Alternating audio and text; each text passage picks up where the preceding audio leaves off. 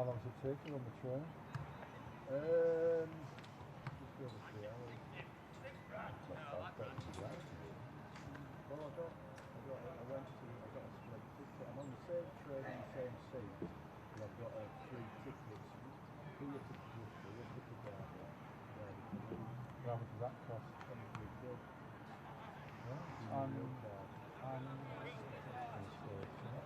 What's the earliest you could get here if you went in the morning? Well, if I went I've been out from the racing Friday, so you want my first train from Leeds to Taunton. I was wondering if you could get here for the start quickly or an hour and 4 in the morning.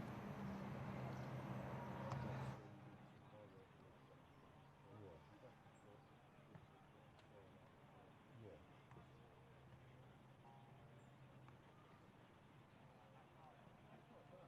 Right. 6:11, and you get here at 10:15. What was the one before that? At like 3:15, 2 changes, gets here at 9:15. You get Leeds to Manchester, Piccadilly at Euston. You won't want that. So if you were looking to do that,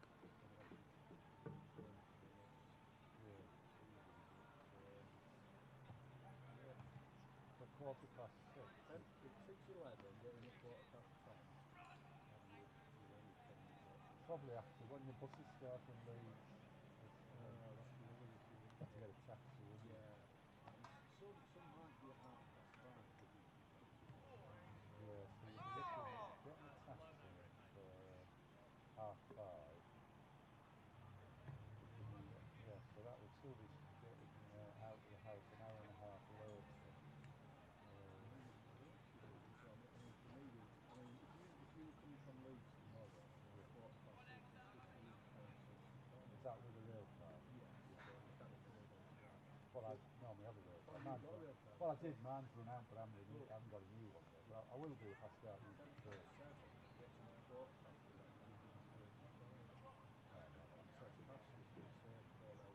That's because people are more inclined to go for that. It's more of a... I mean, 45 minutes... It's not so bad for 11 o'clock though. There's a risk you would miss the start if there's a slight delay or it's cancelled. You get the next one. But by the time you've messed about with taxis and that, you might get a cheaper. Obviously, it depends where you stay. You're offsetting another night in a hotel compared to getting up there, etc. What would it cost you in petrol? The car's pretty good these days, so it's 50 miles per gallon, 250 miles, 5 gallons at £1.32.65 for £6 a gallon, so it's £30 each way with petrol. But now, last car had been 40 to the gallon, this one's a lot more economical.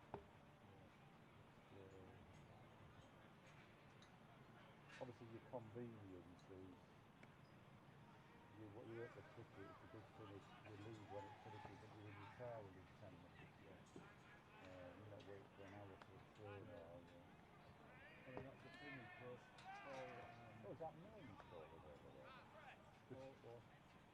Paul and Glenn haven't actually booked on a train yet, but Glenn's in a bit of a dilemma because he didn't want to leave it too late. Yeah. Because if we're going to Somerset, it could be outside. Yeah. Is it Somerset? Whereabouts? About to ball now.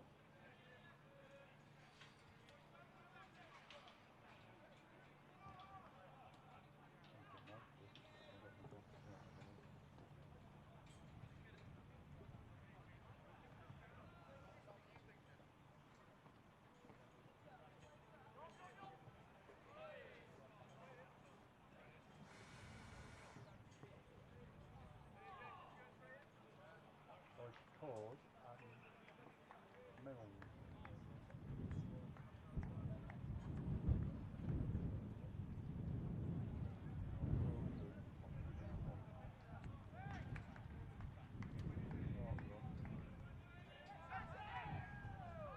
He never puts any arm actually, any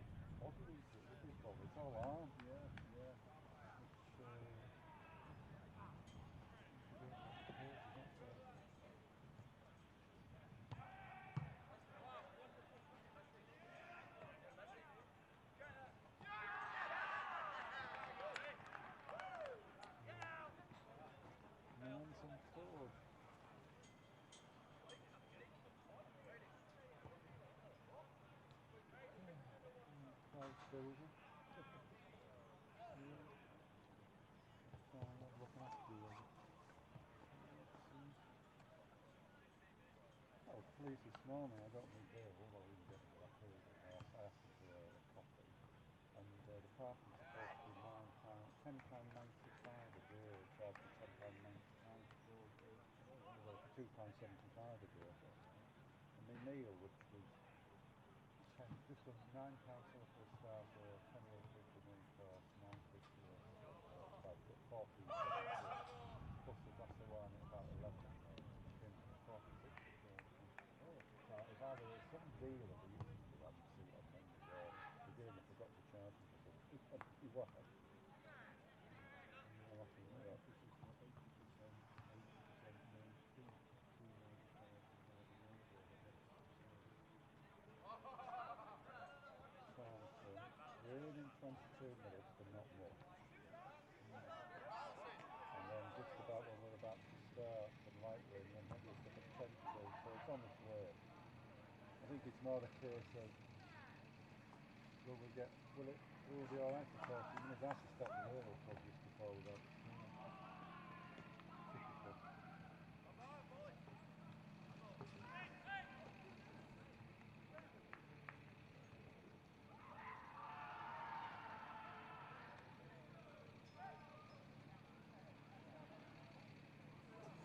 You're not doing hold? No,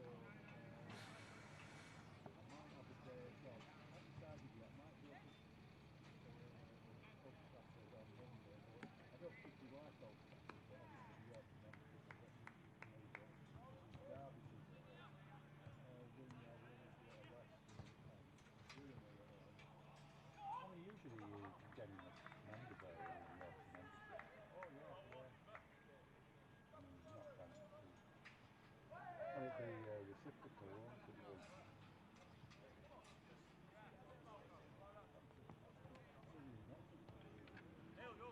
is that at the Oval or? It is, yeah. Have you paid a machine? I'm not sure, yeah. That's what we're doing, I think, yeah. Yeah, it's a good time. I mean, it's great not to go into doing 2 games. Well, if that happens, there'd be a point behind. Yeah, well, that'd be perfect, wouldn't it?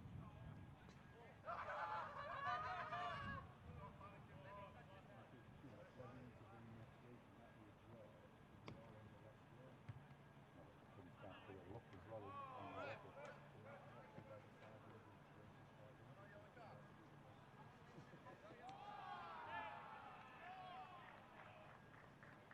Guess it's whether they'll be allowed to play Tong. I don't see why not. He's not under contract. Right. He's played this game and got 4 wickets. Tong. He's won in games. He's good for county cricket. Since he's stolen from Worcester.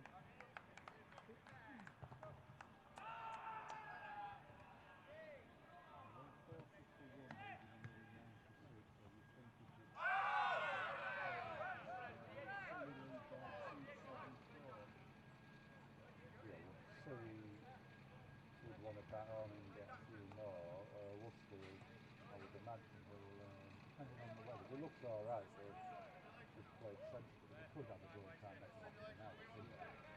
If they had to. If they need to play. I think it's more, I think a lot of South break up a bit as they go. Yeah. So they're probably more likely to get 2 or 3 hours if they need. What's the Newbury by winning 2-4? That looks like a draw. If they can't declare, oh, they'll be 8 down. 8 down after 128 over, so there's no, not like you 5 in doing as a bonus. Oh, so they could just have a slog and get them in and hope. It's And Yorkshire 23 points now. So yeah, they might have a slot on that too. yeah, they've got to be that 140 They've got to just need to back the gear out, don't they?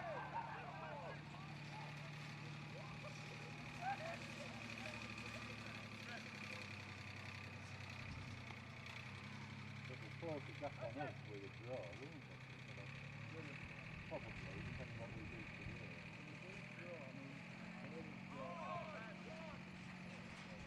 yeah, they'll come back in. How many runs does the get? There were 333 all out in terms of So that two. two. Now let's have a look at Essex. There was 358 for 6 at 102. Clearly got 3 bowling points and 2 batting points. 5, and we've got 1. That's 4. We're going to narrow it up by 4. Unless depending on how many we get. Well, yeah. And Durham, coming into this game, Durham are 12 points behind us, so they're still. I mean, that's each half. Oh, Essex are on. Oh, the 12 around it. Yeah. Oh. We were 11 on points with Essex and 1 behind City. Level on points for Essex, below go edited. And 1 behind City, so they go ahead of us. Well, they're all out for 120%. Oh, they're going to Yorkshire lose, will they? And Hampton got 332. So we've got 3 bowling. Now, Sussex requires another 240 runs to remain wickets. Hampshire, we knock 8 points off for a 60 just to win. Oh, 12 is it? What? That's what you get for a win. That they only get 10. I think we must do it together. Eight balls off Hampton. That takes them from reaching the 7. So what were we on?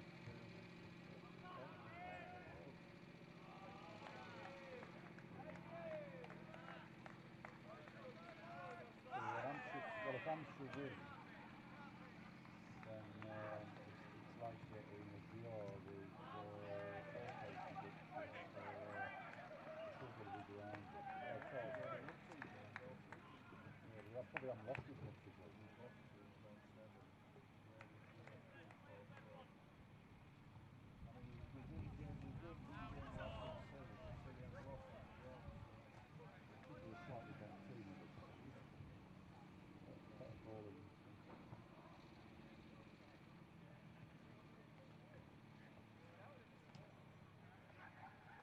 Finals day forecast, Scotland County Chaos.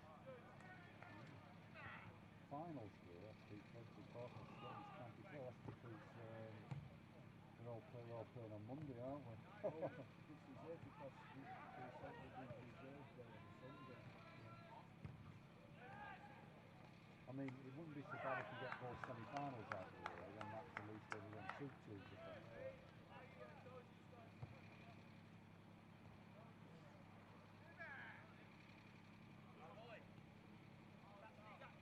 Well, we'll try and do 5 over games if necessary. That seems to be what you had in last night. Yeah, well, as I got in, it flashed on my phone, or England won, I don't know, 7-2, but I took it on Sky Zone, watched the last over, and well done. But yeah, it was the champ, didn't play out from the 2 left.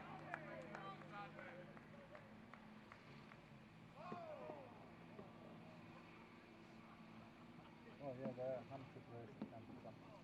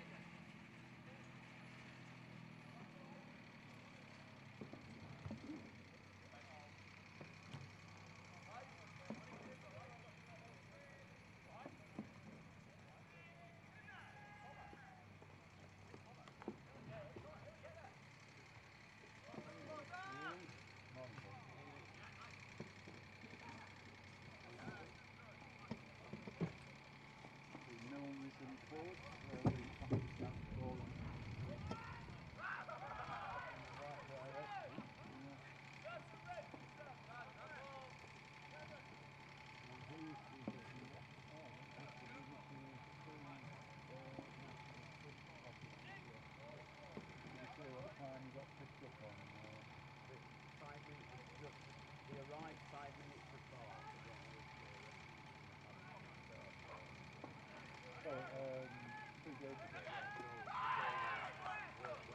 Oh, right.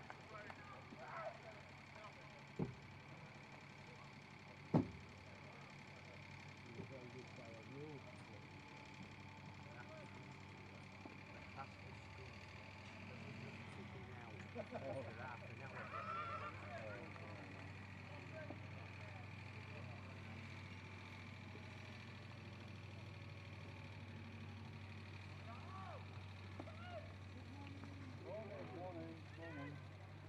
Morning.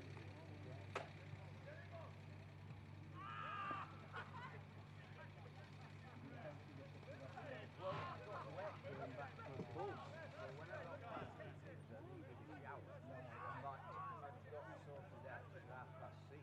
And I thought, well, I couldn't get back in that time, I'd be rushing around. It's quite well, it's quite an Well, I just seen Len and he said it was great. yeah. And he was happy because he had a program on the teaching. Well, And I can't think who's the manager as well, but Steve Parrish. oh, I think I knew that. Yeah. Is it behind the bus stop? Well, I don't know where the bus stop is. But we had us two in Witherspoon. Come out of Witherspoon, turn left, and just walk straight down that road. And you can see, after about 10, 15 minutes, you can see the big one. And then bottom is the bus stop. It's a If you funny come in that way, you'll go about 1 o'clock. Yes, yeah. It's And then I guess it's on your left. yeah. It's behind bus stop. Yeah. No. Morning. We go past bus depot on Park and Ride bus back to Park, and I thought last night, I was looking for it because I knew it was down that road. Yeah. I thought I saw a floodlight. It's like a funny sort of road, but you've got to go like 3 pedestrian crossings just to get to it. And you have no scope like a bird you can see, but you see it heading.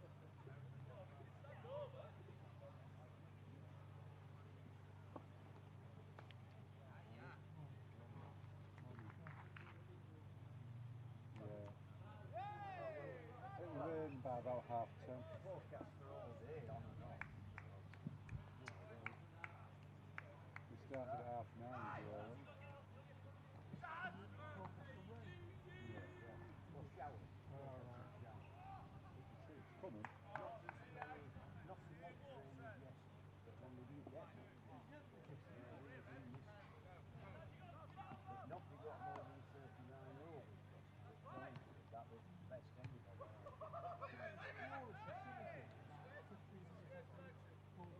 Yeah, they were premative. Quarter to 5, sun were out at the blue sky. We were playing by quarter to 5 at the lake. Very nice, yeah. Yeah, well, I went for a free coffee at M&S in the Yorkshire house, and I came on back to the hotel and looked at the sunshine. Yeah. I thought, well, what's going on here? It's typical. It just couldn't be arsed. I've certainly been playing for quarter to 6.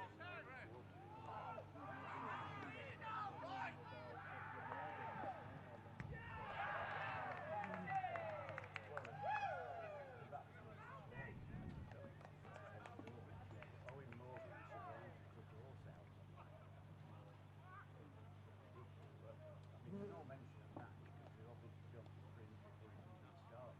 They said it ground was a joke. It was due to start at 10 to 9 and be 9 over the south. And then rain after 7 over the south Africa. No, then England went in and had a 5 over time. It was reduced even further, and they lost by about 17 runs. I got in as about the 10th of January. Well, before it started, I watched a bit of the intro before I went out, and Sarah was saying, oh, I don't think we'll pick Archer if it's like this, and Pollock was saying that. Anyway, we were disagreeing, and I said, anyway, we didn't pick him. Pick him Wood instead. He could get injured, but not us. That's exactly the message to be sent, isn't it? Yeah. It doesn't matter if you get injured. No, but we can't afford that to be playing in the afternoon.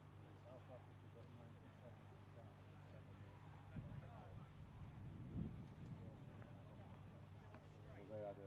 about a 7-3 target before. He won by a 4-point run against the 68. The cricket itself is good, isn't it? Well, you say centre pitch is like that. Yeah. I've seen. Well, I know. Describe I'd it rather as have if you go to a shop and buy a pair of trousers and you don't really realise you need a lift. You describe that. Yeah. It's just looking at total package. And if the rubber, they make it one trip. Yeah. It's like side over the side on it. It's like about 2 pounds a year. You see the scoring for companies is 90 odd or 7 over. Yeah, they do say something about when it started each week, opening ball, middle ball, short ball. Well, it's That 9 overs, you only do One or two, two and 1-1. Yeah. 4-2. Yeah, one ball is 2 overs to 22, overton 1.5 to 24, that's read 2 overs to 24, also 1 over to 14, 4 overs to 11. Well, none of it's average rate. No, What are you expecting that so much? I mean economies are 11, 13, 12, 14, 17, 25, 24. The bar the ball 1 over to 11, and Jansen 2 overs to 18, 41, 24. No. Yeah. I've seen him. Is it just the near about Hampton, 20th of? Yes, in the cricketer, yeah. What's it? It'll be well, it'll have to be the Sussex game at the end of May. The game lasted about 200 overs when I checked it. Yes. I went through me a couple of days Yes. ago. It's the only game it could be. Right. Whereas the game here lasted about Well, 160 it's probably overs. all the things they did when Bramsford was there. They were protected because he was there, and now they're being tried for them. Has it now been confirmed? Well, Yeah, we No. heard rumours. Oh, right. didn't we? No, It's in the headline just said they were braced for. Yeah. Interruptions, didn't say how many balls. I suspect what's happening is the process hasn't completed, and until the process does, he needs to make a statement. They can't announce it, but presumably Hampshire's got an interim finder that's been given to the They used to cricketer. do it, suppose, after the game. Well, you can't have a championship where 6 weeks after it's finished, you can change all the positions. Well, when it was first mooted that Hampshire could get obviously there was Somerset Durham matches raised, and they yes. said, oh well, that was 2 months Yeah, later. that's it. They haven't got round to that. Yes. So Yes. yeah. Hampshire, yeah. So I mean, you still. But they used to do them at the end of the I was game. going to say the past, yeah. Well, you can only assume they must bring someone in, must gather some information, talk to people, and then they must, for it to take so long, they must allow, you'd have thought, the club so many days to respond and proof of defence. Well, couldn't you appeal? I mean, there's actually have a 8-point reduction, and then you could appeal if you thought it was unfair. Yeah. I mean, firstly, they have to umpire. If you get that 24 breakdown, Yeah. so they've got them. They're doing that they will get I suppose as well they think of the opposition, don't they? Think about they might be part of the last one in South Africa. I don't know. the whole Durham got played the game short match. So they got it. Don't forget. They complained. Well, do they take soil samples? Well, did they? Bit like sending away for a Well, blood we played test. Warwickshire, so back to ECD And of course everything's video now, so you could analyse every ball. And I guess with data analysis you can put where the pitch, how high the pitch is, and then compare it to an average. And so, well, I'd have thought a computer program could do all that. Yeah, but I mean, you've got to have certain jobs to the point. It's not just the whole world. But yes, I mean, it's an absolute nonsense. Having over the side. We heard stories about it 2 or 3 weeks ago. Well, that fine Yorkshire got mobile phones and all that got snapped. That was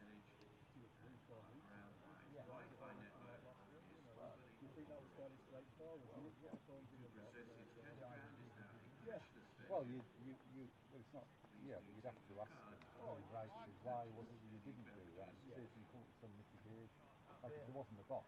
Basically, I was seen on his mobile phone at lunchtime yesterday. I saw him yesterday afternoon. Yeah, Yeah. so Is it a different local championship? no, or it's a not Metro supposed to event? be a No. box. They're supposed to put them in a box and leave them there. Only you collect them after end of day split or end of match, whichever. What's to stop Adam going up to his dad and saying, we're going to pull Well, this tournament money on Sunday? You can't prevent everything. No. Adam's no one has one on the club. But it's interesting when you see that the gateway this morning, you look at the ground there, it says that even people like ourselves might use our phones to have a bet on the game. Is that right? Testing 1 2 1 2 testing 1 2. Well, I mean, if you, if you know the players, Yeah, but they're suggesting you come in as a what spectator, faction? and in actual fact you're not. You know what? Faction You know the result of the top because you've had to wear the both captains. yes, And then you put a load of money on who's going to back because you know they're too good. Getting Well, bored. I'm still trying to work out why I feel safer as a result of the back set. Well, mine, this morning as I came in, I was first for the getting the certificate. And I had to wait about 10 seconds because the guy who was doing the bag search was giving dog biscuits to his dog. Oh, And he cool. wanted it to sit About truck. before he gave it to me. And then he said sit, and he did it again. But the offset against that like 20-second delay, I was rushing to beat the 1,000. Well, so when it came to the bag search, I'd already opened it, he went, thank you. Oh, I didn't even get the word bottle this time, like every other day. Oh, there's no bottle.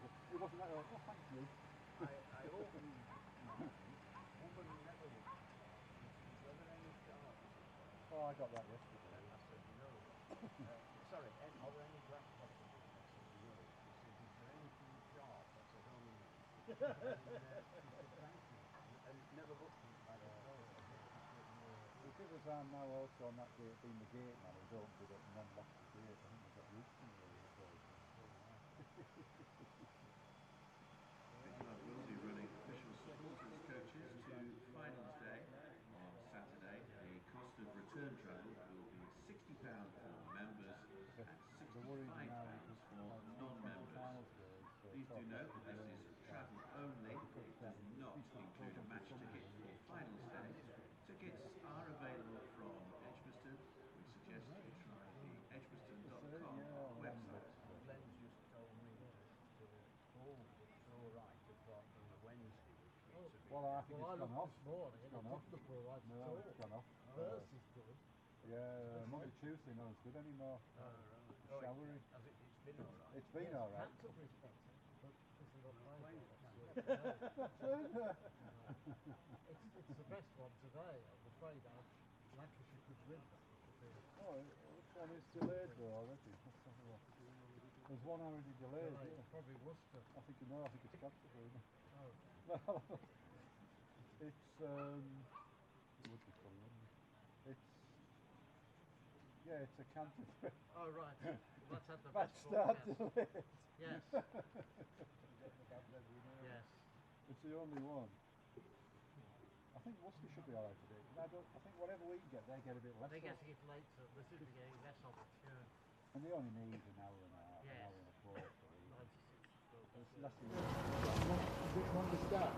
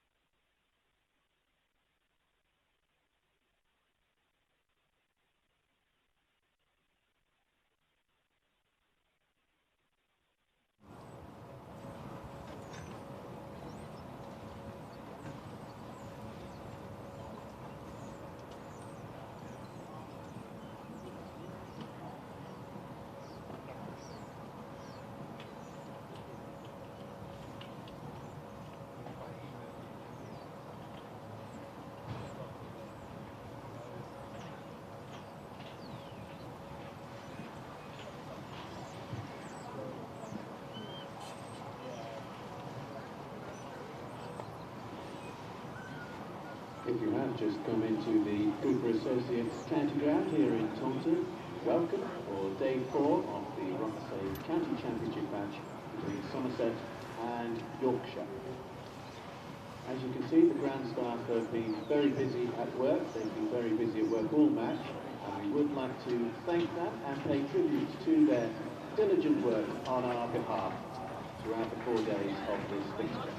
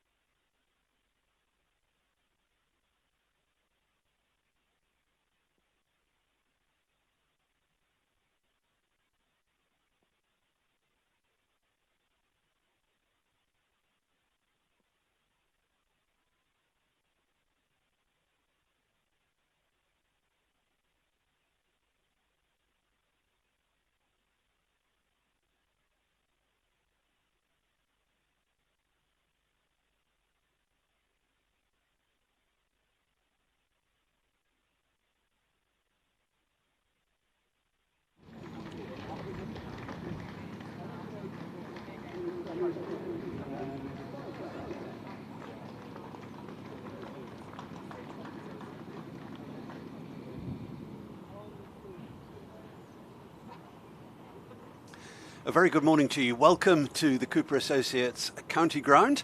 Final day of this Rothesay County Championship match between Somerset and Yorkshire, and it's a bit depressing really to say it's the final day when we've only seen 6 wickets go down. Somerset declaring yesterday on 441 for 6. Yorkshire 17 without loss in reply. The weather has played havoc with this game. I don't know whether it's got any more of a say. The forecast suggests that it might do. Players and umpires are ready to go. I'm Stephen Lamb. Harry Everett is with me. And Harry, we need a veritable clatter of wickets this morning if we're going to find a result in this game. Yeah, this pitch is almost too good for batting, really, isn't it? Could do with that pitch for the Durham game, that exciting drama we had in that Durham game. With all the rain around this week, that would have made a good game of cricket. But it needs Yorkshire to give a few wickets away or talk of a double four-footed declaration, but I'm not convinced that's going to happen because Yorkshire have got 110 overs to get some batting points. They have indeed. Somerset some bowling, so I think we'll get those overs in if we can. Josh Davey is going to get proceedings underway from the river end, and that'll be a comfortable single for Finlay Bean. They went off at quite a pace, Yorkshire, in the 2 overs that they had yesterday. Take it up to 18 without loss. Josh Davey and Lewis Gregory, 2 of the Somerset players who didn't bat in that innings of 441. Bonus points, you mentioned, Harry. Somerset better off of the 2 sides at the moment. They managed 3 for batting, and Yorkshire just 1 for bowling. Didn't take the 6th wicket until after the 110 overs had expired. Sun comes out. How nice. Not seen much of that. It's a Surrey game here last year, wasn't it? And I think I said on the last ball, the sun is out, and it would look like, you know, a baking Indian summer September. Rather autumnal now, a bit chilly, windy, bit of rain. But as you say, there is blue sky. As my grandma used to say, enough blue sky for a sailor's pair of trousers. Aha, I haven't heard that. You not heard that one, Stephen? No? I like that. A few sailors' pairs of trousers, you'd say this morning. Then my sister and I would argue over how many sailors you could kit out in blue. I thought it was blue and white stripes for sailors. Pyjamas, was it? But it's shining on Josh Davey at the moment. Oh, beauty, beauty. That'll get Josh Davey interested, if he wasn't already. I'm sure he was. A better start than Somerset had yesterday, we must say. Dave and Gregory, not the best of 2 over spells before the rain came back. Yeah, that's the best delivery of the last couple of days, I feel safe to say.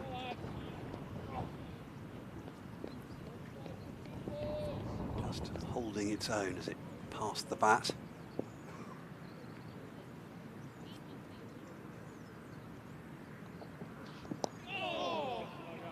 Oohs and ahs, that could be 4 in, well stopped down on the long leg boundary by Jack Leach. Just a couple. It was a tight race between him and the ball, and a good sprawling stop down there. Well done, Jack. Yeah, we wonder how early they'll go to that man, Jack. When will he have ball in hand? Before lunch. Yeah, I agree. Adam Lyth on strike now. On strike again, even, having taken that couple. He's on 6, being on 7, 22 without loss.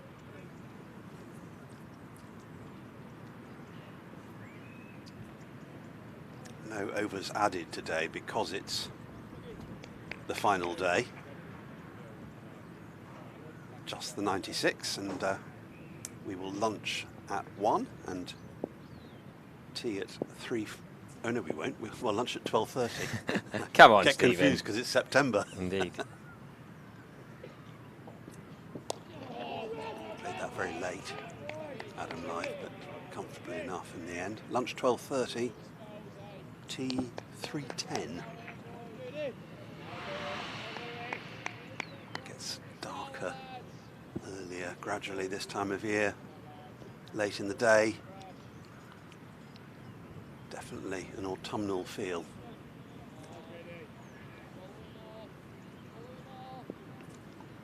Adam Lyth is a few inches outside of his crease as he waits for Josh Davey. Movement across as Davey delivers, and that one allowed to go safely through to James Rue. half century for James Rue in the first innings. Another season of progress for him. 22 without loss at the end of the over, and it will be the same attack as bowled the 2 overs we saw yesterday. Lewis Gregory's going to carry on. Yeah, the same ends they bowled there. 1 over each from yesterday. We talk about 1 over spells in the T20 game. Well, that 5 over game last night caused some controversy between South Africa and England. I was a bit confused because I thought generally you divide the number of overs by 5. And, you know, if it's a 40 over game, 5 bowlers bowl 8 overs each. But they're only allowed 1 over, I thought, in a 5 over game. Come back to that. Yeah, England had a 5 over game in the end with South Africa. Well, South Africa would be bowled. logical. Yeah, I thought South Africa would have to bowl 5 bowlers, 1 over spells. But England bowled 4. It was meant to be a 9 over game for them, wasn't it? So 4 2 over spells and a 1 over spell, which was Liam Dawson. Then it was reduced from 9 to 7.5, then to 5 over for the second innings, and they went with 3 bowlers, which didn't seem quite right. And yeah, I'm talking of 1 over spells. Lewis Gregory's into a second over this innings. Good cricket from Bean. Could they push for 2? Lammonby's pretty good fielder. Yeah, they're going to get 2. Very white long sleeves, Tom Lammonby. Looks very clean and fresh. Didn't chase and dive in his 2 overs on the field yesterday. Yeah, if you chase and dive in these conditions, you're going to get mud in places in short order. I don't think they'd have needed to wash their whites after 2 overs yesterday. Well, there's a bit of warming up going on. Then they bowled 2 overs. Then a bit more warming up for the second time. They thought they might come back out. Gregory then to Bean. Still all these slips pouncing ready, but it's leg side. And Josh Davies going to get round and keep that to 1 run. Yeah, the YouTube chat agree. England having to bowl 5 overs, including a part-timer. I'm not sure who the part-timer was, but when South Africa were able to use 3 was farcical. I guess I'd rather have a 5 over game than nothing. Yeah, but it's on the edges, isn't it, yeah. really? Yeah, I agree. At least they have that rule that you can't play a 4 over game or a 3 over game, because that would be farcical. At least 5 overs is the minimum. At least it's 5 complete overs rather than 16 and a bit. See the thought there a bit more. Better on the spot from Lewis Gregory.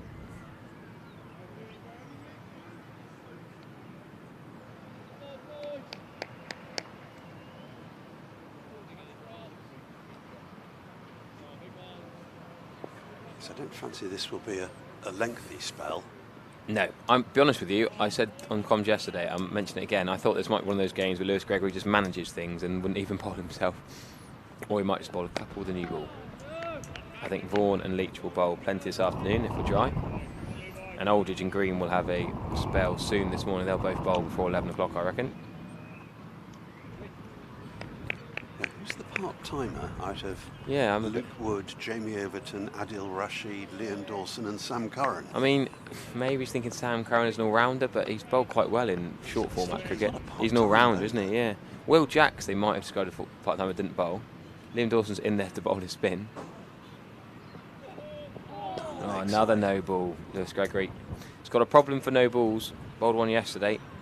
It's a bad habit. I think the stat is he's bowled the most no balls for Somerset in their history, I think was a stat I saw. It's frustrating for everyone, isn't it? But particularly the bowler himself. Yeah. Economy rate up near 7 and over for Lewis Gregory because of that expensive over last night and not helped by another no ball here this morning. Better over he's bowled this morning than he did bowl last night, of course, but here we're thinking, is he just going to practice his T20 skills this morning? Or I think Somerset minds are well and truly on Saturday. Over the wicket to live, and that's a good flick down to fine leg. Josh Davey gets found well in baking sunshine now. He's going to regret not bringing his cap out, Josh Davey. The sun's behind him, I suppose. It's not going to be in his eyes. Yeah, and not quite as strong now we're into September. No, I still don't think you should be allowed to field without headwear, though. You should have to have a cap. That should be a law of cricket, I believe, Stephen. The amount of times you see it, you know, if it goes over his head and you've got to turn and look into the sun and then you drop a cap. Yeah, he is the exception, isn't he? Yeah. Everybody else has got a cap on. We're past floppy stage, I think, aren't we? Yeah, only the what do you call the umpires' hats? I mean, they're not quite Panamas? Yes, I feel like one of them's... Are they both the same, though? They both... Well, No, I think it's Newell and Bailey. I think the strikers in now is different to the Panama at square leg. I think you're right. More of a floppy Panama. I think Newell has a band, a hat band, whereas Rob Bailey, I think that's just a pair of sunglasses that he's got on top of his hat down at the river end. I think they're both hat bands, you know, Stephen, just Are looking they? from a binos. I just feel like the Panama is the less sticky outy bits and maybe harder material stays on better in the wind. Oh yeah. Whereas the floppy's a bit more flimsy. He's just helpfully lowered his head, Rob Bailey, Yeah, he did. to confirm that. You can see his earpiece on his ear underneath. Yeah. He's got his earpiece in. He had a lot of looking around to do yesterday, those two. Oh, that's the second beauty of the morning. Squared him up, didn't it? Look at the position Adam Live ended up in. The front hit came through. He was out of his crease. He was chest on to the bowler. Not a position a batter wants to get into. It's a little nod, well bowled. That's a beauty. Just a bit of gardening to follow, as you often see. I'm sure a play and miss always makes someone garden afterwards, isn't it? Yeah. It's almost a twitch.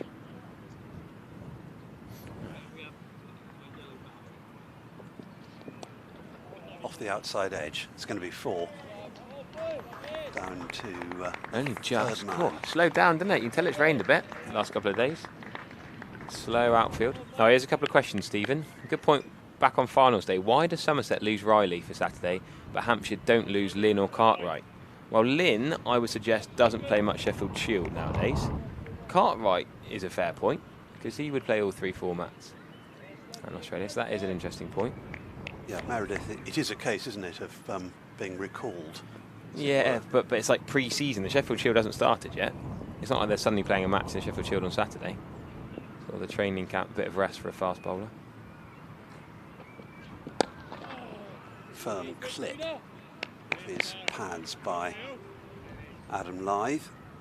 Straight to Ben Green, who's patrolling mid-wicket. And here's another point, Stephen. Panama hats aren't from Panama, apparently. Steve got his in Chile, but... Ashton Turner from Lancashire, another one. Yeah, Ashton Turner's played a lot of Sheffield Shield cricket over the years. Is it something to do with the seamer? They want to have more rest or monitor or testing, whereas a batter, they're happy to play. So if they aren't from Panama, where are they from? Panamas originate from Ecuador. We don't know how much you're being wound up here by the live chat. Oh, big appeal here. I think that may have been a bat-pad combination. Yeah, I'm not convinced by that appeal. We'll get a chance to look at it. We're in a pretty good position here, actually, to judge on line.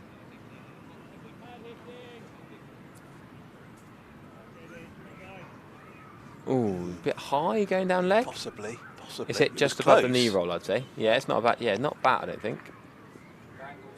I'm thinking of my angles from Pete's little diagram yesterday or day before. I think because of the width, he's coming round the wicket. So that going on to go down leg. The physics. Well left. That's as good a leave as they come, Stephen. That looked pretty close. It did. Absolutely. That's a good over. Yeah, it's a much better over. That's the best over of the inning so far. Ah, here we go. I believe this comment more than the others. They were made to export to Panama. They were sort of for Panama. Yeah, that makes a little bit more sense, yeah. I mean, whatever's said on the live chat, we treat as gospel truth. We've been stitched up a few times. But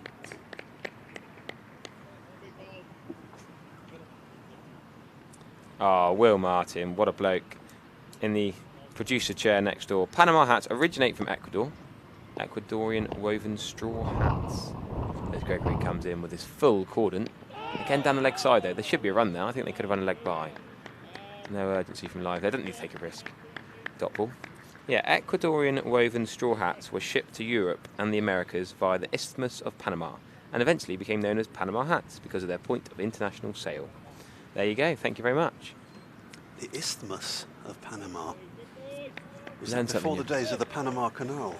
Wow. We could go on forever with this. We learn so much on this live stream, Stephen. Not just cricket. We try and educate and be educated. Ah, leg slip now. So 2 slips, a gully and a leg slip. Gregory targeting that leg side delivery. He wants Archie Vaughan 2 steps wider. Leg gully now, not a leg slip. Well, it's almost a leg third slip, I'm going to say. We always go from leg slip to a gully, whereas on the offside slips, we'd specify 1, 2, 3, 4, wouldn't we? So I'm going to be more precise. I'm going to call it a third leg or a leg third slip. What would you like, Stephen? Third leg is interesting. It sounds a bit like a...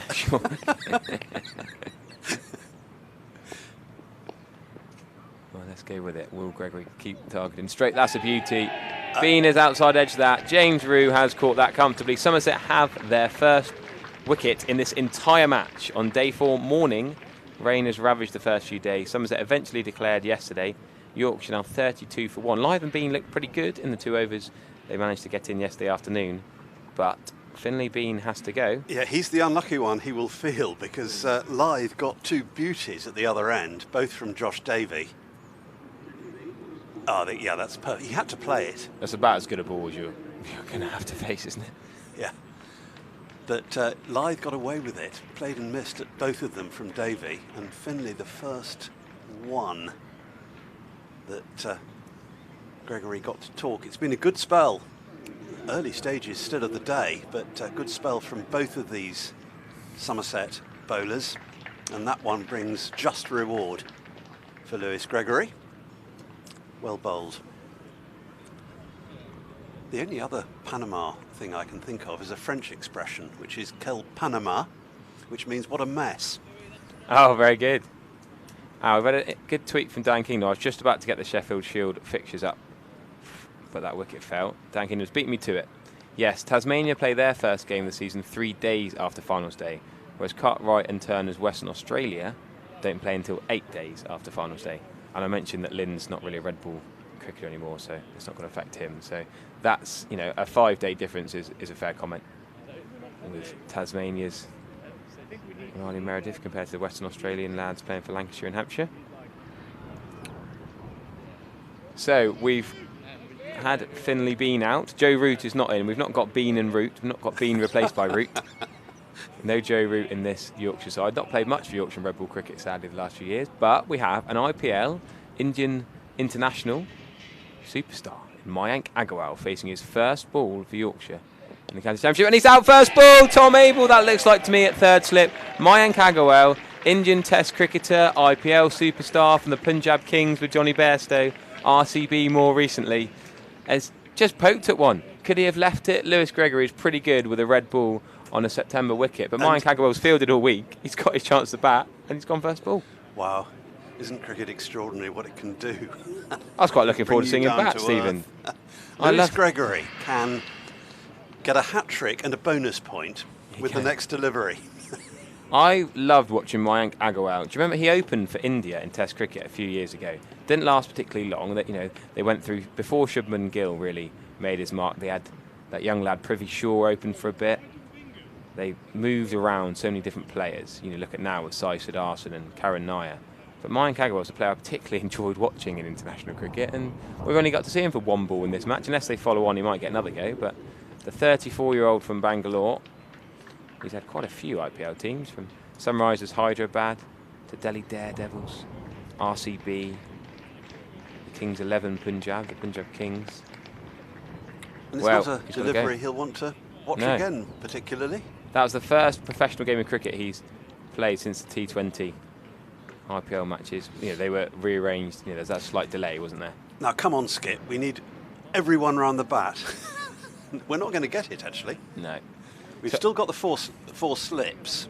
We haven't got the third leg anymore, Harry. I don't think they need that. If he's going to bowl out. Well, he bowled so many down the leg side to the left-hander, but that down the leg side to the left-hander was perfectly to the right-hander of Mayank Agarwal.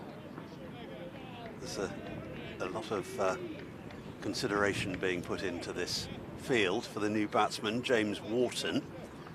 Hat-trick delivery coming up from Lewis Gregory.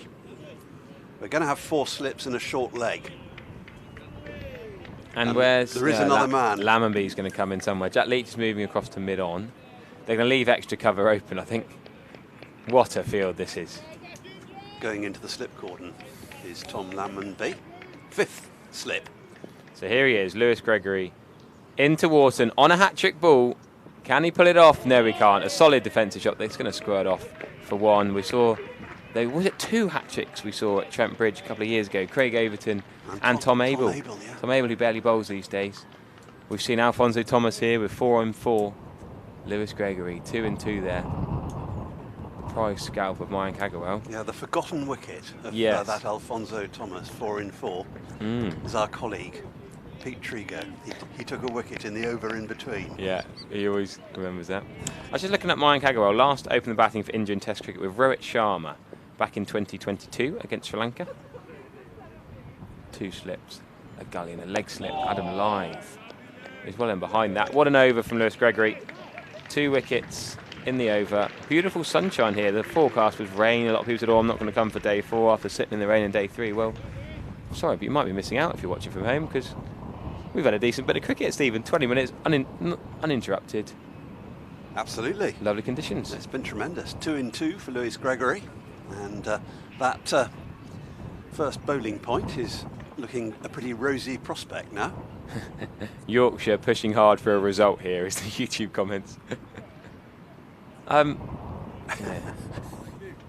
That's not good for the viewers on the live stream. The Indian fans were just tuning in, and they only got to see their man for 1 ball.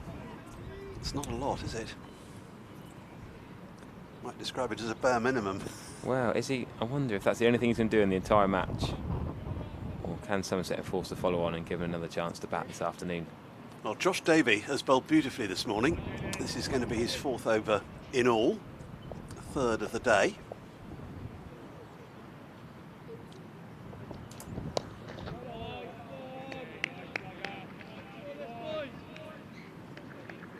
Starts with a dot.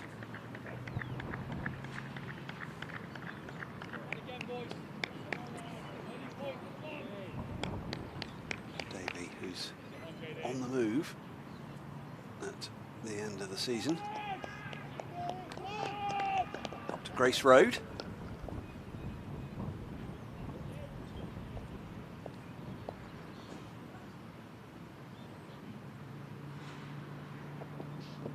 Oh, Left alone, and that is wicket number 3. So that's deserved for Josh Davey. Well bowled. It's Wharton who's gone just for the single. And bowling point number 1, Harry. there you go. Beautiful sunshine here. And Somerset are rolling the dice here. They're bowling full and straight. They're making the batter have to play. Then that ball from Josh Davey is a beauty. I mean, Wharton's should have played. I was saying they're making the batters have to play, and he chose not to, which is... It never looks good, does it? No. When it was a split-second decision. He looked ready to play it, and then no, and just clips the off stump. So, well, this is a torrid time that Yorkshire are having. Is Johnny Bairstow ready to bat? I presume he's going to bat at 5. Yeah, there he is. Yeah, he has the look of someone who's put his pads on in a hurry. Yes, he probably wasn't ready, was he, 2 overs ago? There's a bit of limbering up on the boundary edge. And quite a situation for the skipper to confront. An experienced colleague at the other end, Adam Lyth, who has watched the 3 wickets fall from the non-striker's end. So we've gone from 32 for none to 33 for 3. That's cricket for you. 1 brings 2, 2 brings 3 and all that, Stephen. There's a lot of chatter about that, isn't there? Would you have used that phrase when you were playing? Were you? I don't recall it. No. I think it's a more modern phrase than that. You had more That witty wouldn't be hard. comments. I'm picturing you playing corridor cricket with us a couple of seasons ago. Your chat, what stick you were giving us as you smashed us into the BBC commentary box. As you had all the fielders at short leg, half a metre from you, and you were swinging your willow. So you're exaggerating splendidly. Please go on. We will hopefully show you that clip. Wouldn't that be wonderful? If I asked the geniuses next door, any chance we could show the corridor cricket clip of Stephen Lamb batting at any point would be Much appreciated. That was a very wet day, wasn't it? It was a very wet day. There you go. There's your feature for if we get any rain or. Now, can Josh Davey make it 2 in 2, like Lewis Gregory at the other end? Oh, well played, Stephen. That is nonchalant from Johnny Bairstow. A bit like Tom Kohler-Cadmore, but he moved very early. You're not quick enough for me, Josh. And I'll just waltz down there and... Yeah, very similar to what happened at the other end, actually. Instead of the wicket, the hoped-for wicket, a single. But let's show that again from Johnny Bairstow. The way he just walks down outside off stump, he's got his pad outside the line. He's not going to be LBW. He's over the top of it, so he's not going to be caught. I'll just show you that replay of Johnny Bairstow again of his first ball. Yeah, black clouds, I'm afraid, over behind St James's Church there. Less of that negativity, Stephen. Come on. The left by Adam Lythe, and that is not quite the end of the over. 2 more deliveries. Rob Bailey is just checking on the construction of the wicket at the river end, making sure everything's straight. 34 for 3, Yorkshire.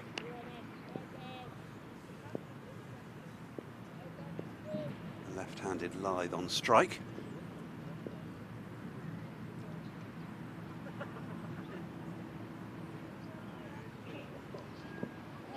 Well, I was going to say well taken. He didn't quite get the hand around it, James Rue. A tricky one. Goes down as a bye. He got there. It was a long way to go. He's just shaking his right hand, James Rue. Hope there's no damage done there.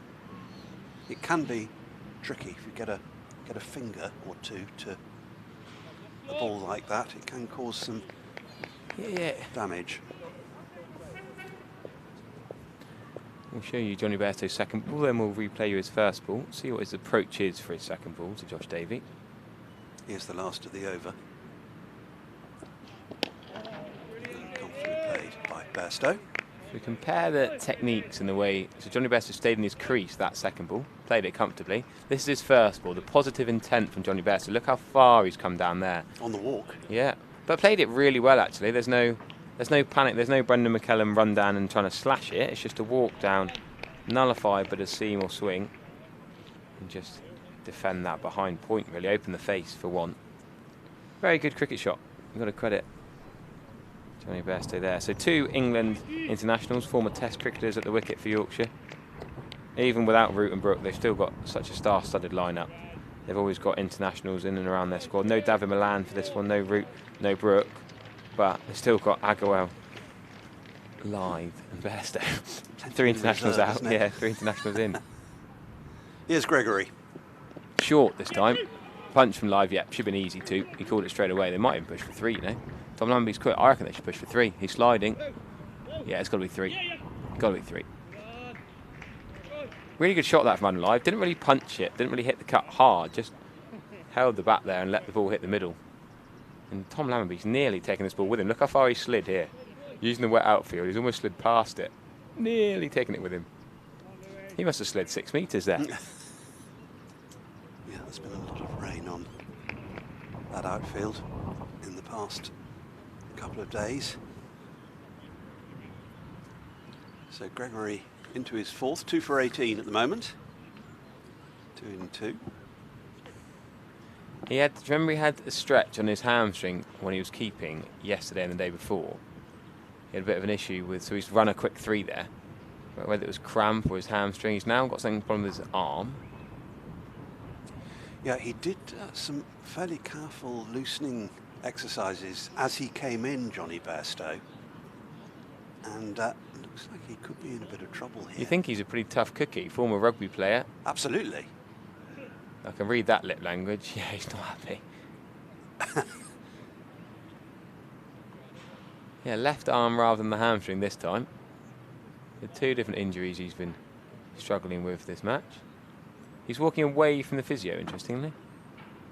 Tom Abel, Tom Kohler-Cadmore and James Rue were having a brief sort of, what's the issue, pal? If there's rain to come, Johnny, you don't really want to be wasting dry time we could be playing cricket. Physio is on his way. Not in any rush though, is he? Well, now he's getting a bit of a job on. The 12thers was out there quickly. We've got 2 academy lands running 12thers this game. Bairstow's left elbow, I think. Yeah. Or left forearm. So it's a separate injury.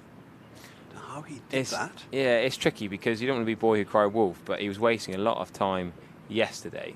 This looks a bit more legit, to be fair. He does look in pain, genuine injury. But when he was captain and wicketkeepers changing the field and tinkering with little things, and then he was getting physio treatment like Shubman Gill had in the test match, which did not go down particularly well. I think. Yeah, it's just a bit of manipulation, it looks like, of his wrist.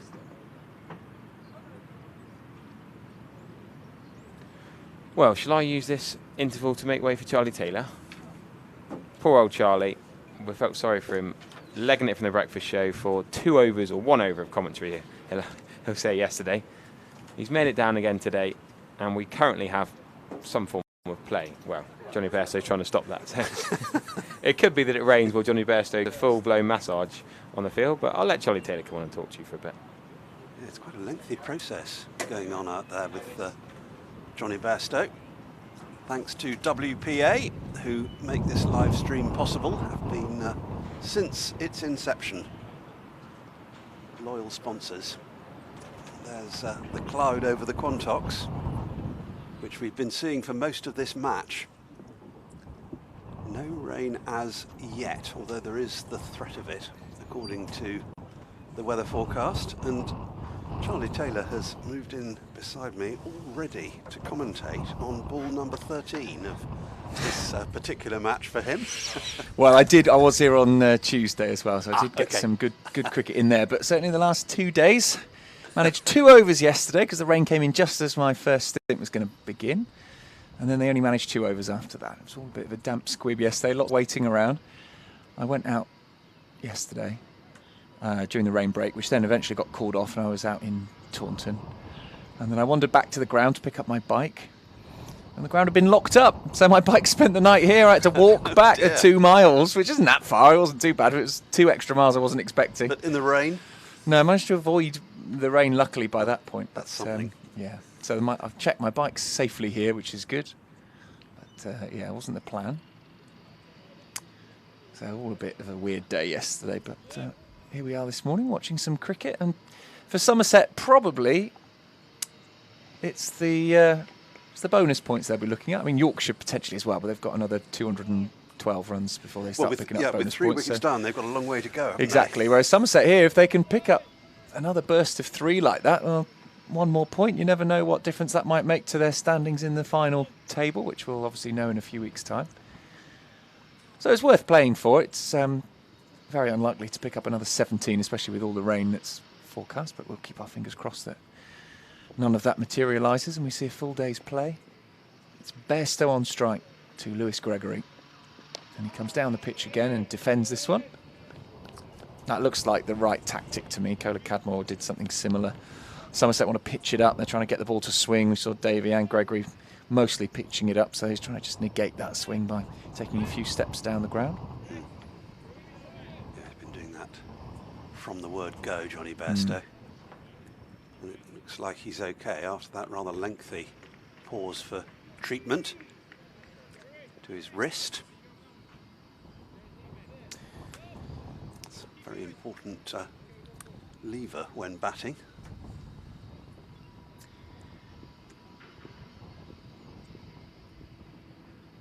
In comes Gregory again then. 4 slips in place. A little bit too straight, that one. They'll run a quick single.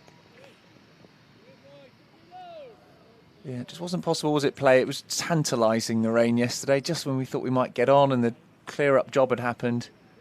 Rain returned. It's one of those days. It's really spoiled any chance of a result, really, in this game, but there are still points at stake. And you never know. Very unlikely, but you never know. Well, if another 3 wickets could fall in as quick succession as the first 3 have. Down the leg side from Gregory. 39 for 3. Well, it was when I walked into the ground, it was 27, because I had to catch the bus here, obviously, because my bike was locked in overnight, so I caught the bus in. So I missed the first over, something like 28 or 27 without loss, I think. And I thought, oh, wow, they've raced to another 10 runs, because they came very quickly yesterday as well in those 2 overs. But since then, 3 wickets and just 12 runs. Top order of Yorkshire already ripped apart by Lewis Gregory and Josh Davey. Live defending that one. Yeah, we didn't see all that much movement, did we, when Somerset were facing deliveries from Yorkshire? There wasn't a great deal of movement, but just picking up enough here. Gregory and Davey, so they're pitching it up. Yeah, Davey's got 1. He could easily have had 3. Yeah. Gregory coming around the wicket to Adam Lythe.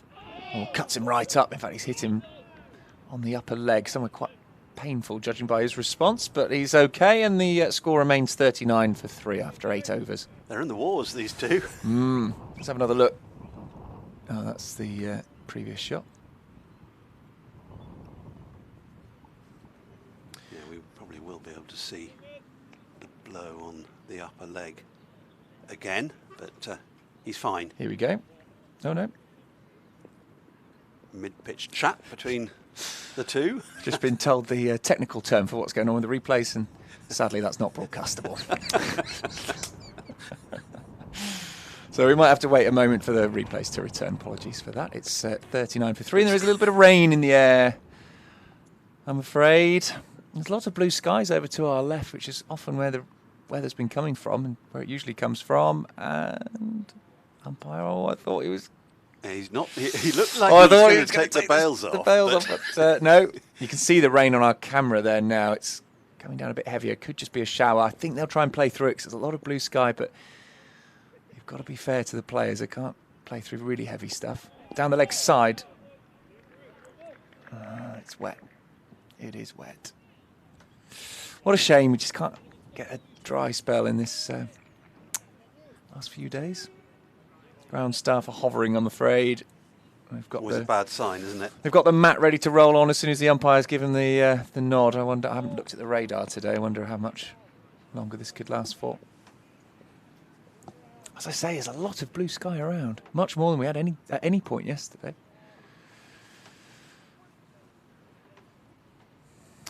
Yeah, there's a big batch of rain. Not massive, but enough probably for a bit of a break. If we get it, it might skirt around us. It's not like a big band of rain, it's just showery here and there. Let's keep our fingers crossed. They're still playing around with the stumps here. What's going on? It's a bit strange because there's not a lot of wind. It's sometimes an issue with the wind blowing the bails off every now and again, but there's not a great deal out there. There's some.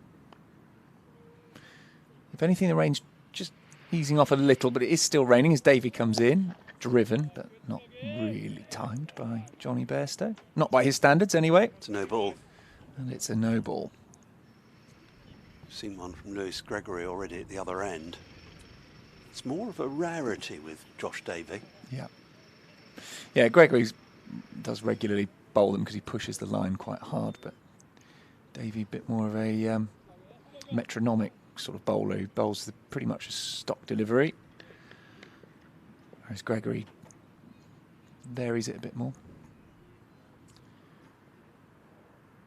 In comes Davey again.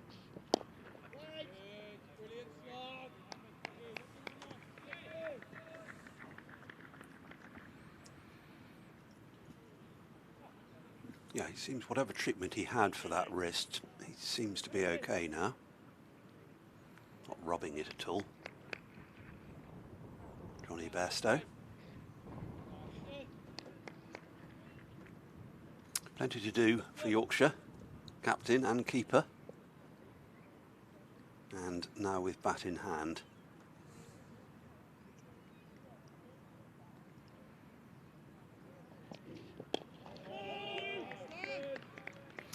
Just some news coming in from the county championship is that Hampshire have been given an 8-point deduction and fined for a substandard pitch during their home match against Sussex back in May, so it shows you how long it takes to make these decisions. That was 5 months ago. Well, 4 months ago. If the timescale is similar, then it could be after the end of the season that we hear about the outcome of the Durham deliberations. If I can get that out. The pitch here for the match against Durham that took 2 days to complete. And on which 400 runs were scored on day one. The deduction moves Hampshire from 5th to 8th in the county championship table. That's an 8-point deduction. It's moved them down 3 places at this stage in the season. Just shows how tight it is. So they're going to be in and around it. They should be okay because they've been playing quite well, but they're only 7 points outside the relegation zone now. Not taking into account the current match. Well, that's a good boost. Yorkshire move up a place. So Yorkshire viewers will be pleased with that. Gone! Simple as that. Bye-bye, Johnny Bairstow, who's just edged one through to the slip fielder. I think it was Abel, was it, taking catch? Cola Cadmore it was, wasn't it, with the big floppy hair behind him. Yeah, it takes the catch, and it was very simple. So another one goes. 41 for 4, and Somerset are on very good form here. Yeah, rather a brief appearance then for Johnny Bairstow. The 2 runs, the trouble with the wrist, which hopefully isn't too serious. It doesn't look it, but he's gone anyway. The 4th wicket has fallen, and that's the kind of slip catch that you dream of, really, isn't it? Yeah. Straight into the breadbasket. Yeah, Tom Cola Cadmore's not going to drop that. Very easy one for someone of his standard. So another one goes, and Josh Davey picks up a crucial wicket here, which if Somerset are trying to get a quick innings out the way so they can enforce a follow-on, and you never know. You never know. 4 gone for just 41. Yeah. It's increasingly probable. Somerset making the most of a new ball here. 9 overs nearly, not even 9 overs bowled, 8.5 overs bowled, and we've seen 4 wickets. Yeah, Matt Revis is the new batsman. A very promising all-rounder coming in to join Adam live. Quick word between the two of them. 2 apiece now for Josh Davey and Lewis Gregory. And they both bowled beautifully this morning with a little bit more assistance from the conditions than has been the average in this game. Yeah, Yorkshire will feel, they'll feel slightly hard done by that they're batting in this period where the ball is clearly doing a bit more than it has done. But I have to remember they did win the toss. Okay, they couldn't exactly tell how the weather would pan out, but they made the call. They made the call to put Somerset in, 441 for 6. So hefty first innings score when you've been asked to bat first. Yeah, they're still, they're exactly 400 behind at the moment. 6 wickets Somerset are hoping to take before they get there. That's a pretty solid first shot from Matt Revis. Copybook. Yeah, Defence. absolutely. No run. Well, a good over that from Josh Davey, another wicket. Well, it's worth waiting for, wasn't it? After all that 2 days, essentially, of stop-start cricket, and 4 very quick ones falling here. And Gregory is going to carry on. This will be his 5th in all, 4th of the morning. And 2 for 19 at the moment. Just wonder how long this spell will be from the skipper. Obviously be leading Somerset out in the first semi-final on Saturday against Lancashire. Yes, does mean we have to get to Birmingham quite early, but and also you get a bit of a disadvantage, statistically speaking. A run there. It's usually the team that wins the second semi goes on to win the final, so a bit unlucky for Somerset that they're in the first one, but the thing is they're in it, and they nearly weren't. And history is to be ignored. Exactly. Well, most of the time. Certainly on occasions such as those.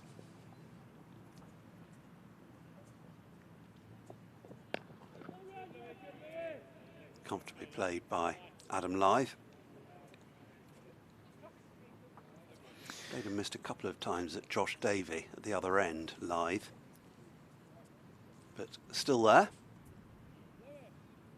Vastly experienced opener.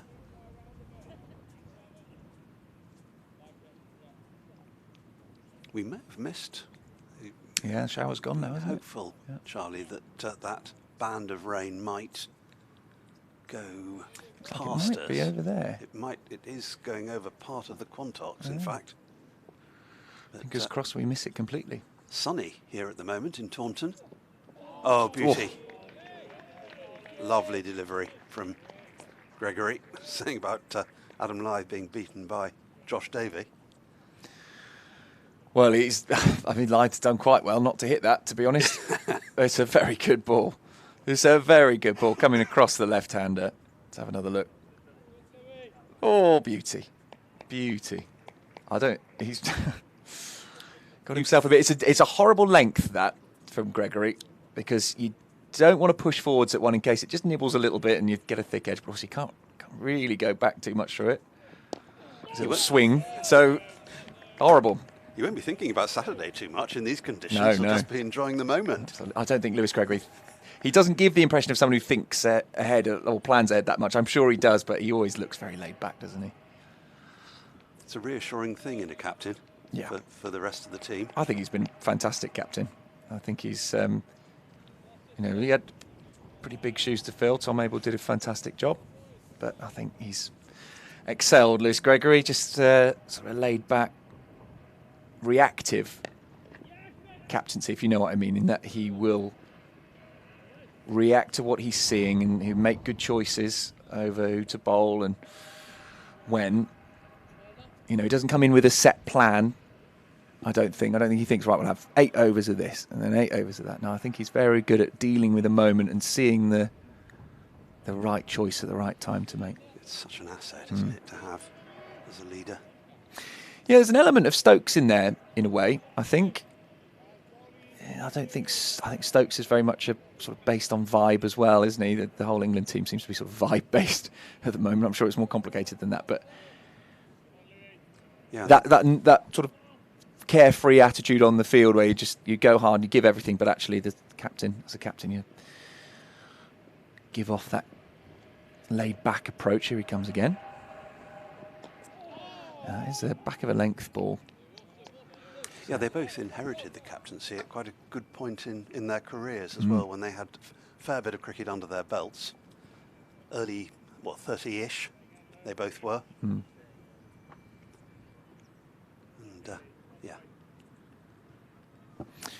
Oh, there's Sean Dixon, Somerset's hero from Saturday night, in the cap there. In the dugout. And alongside Finn Hill, we've got given a good go in the 50-over competition. Did he score 1 half-century? Do I think he did 2 half-centuries? Yeah, that's right. 2 half-centuries. So did himself no disservice there. Future prospect for Somerset. And Sean Dixon, well, 1 day left of his Somerset career, unless he's going to be brought into the Red Bull team unexpectedly. And that 1 day will be in Birmingham on Saturday. Yeah, just 2 more Red Bull games after the Vitality Blast finals day. Next one is here again against Hampshire. Recently deducted points. Hampshire, who'll be fighting against relegation unless they pick up a win. Are they going to beat Sussex? They're playing Sussex now, aren't they? Davey still. Could be a tight one there. The River End. Could well be a draw if they can't get on there because they haven't started yet, so it depends what the weather's like at Hove.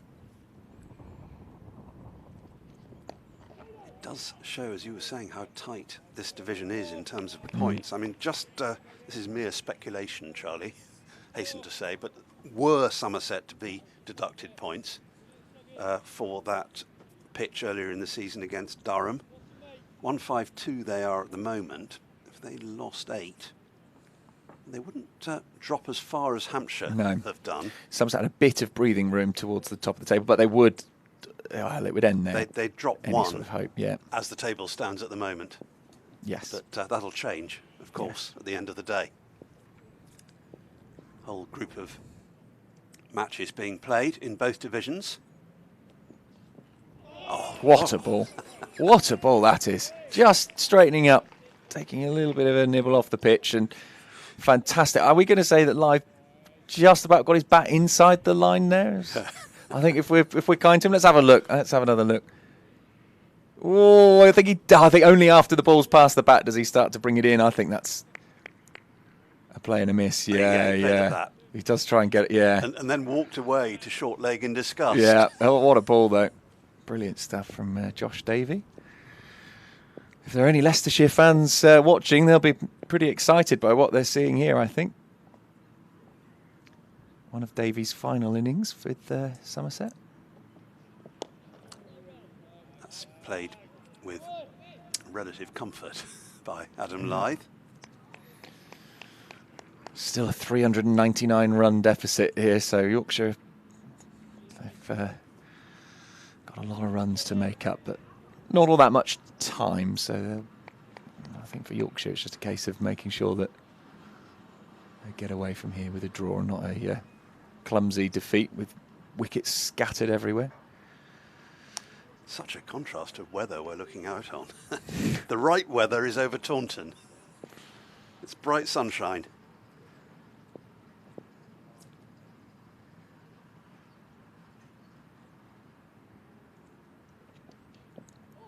No need. Judge the line well there, Adam Lyth. Lots of oohs and ahs.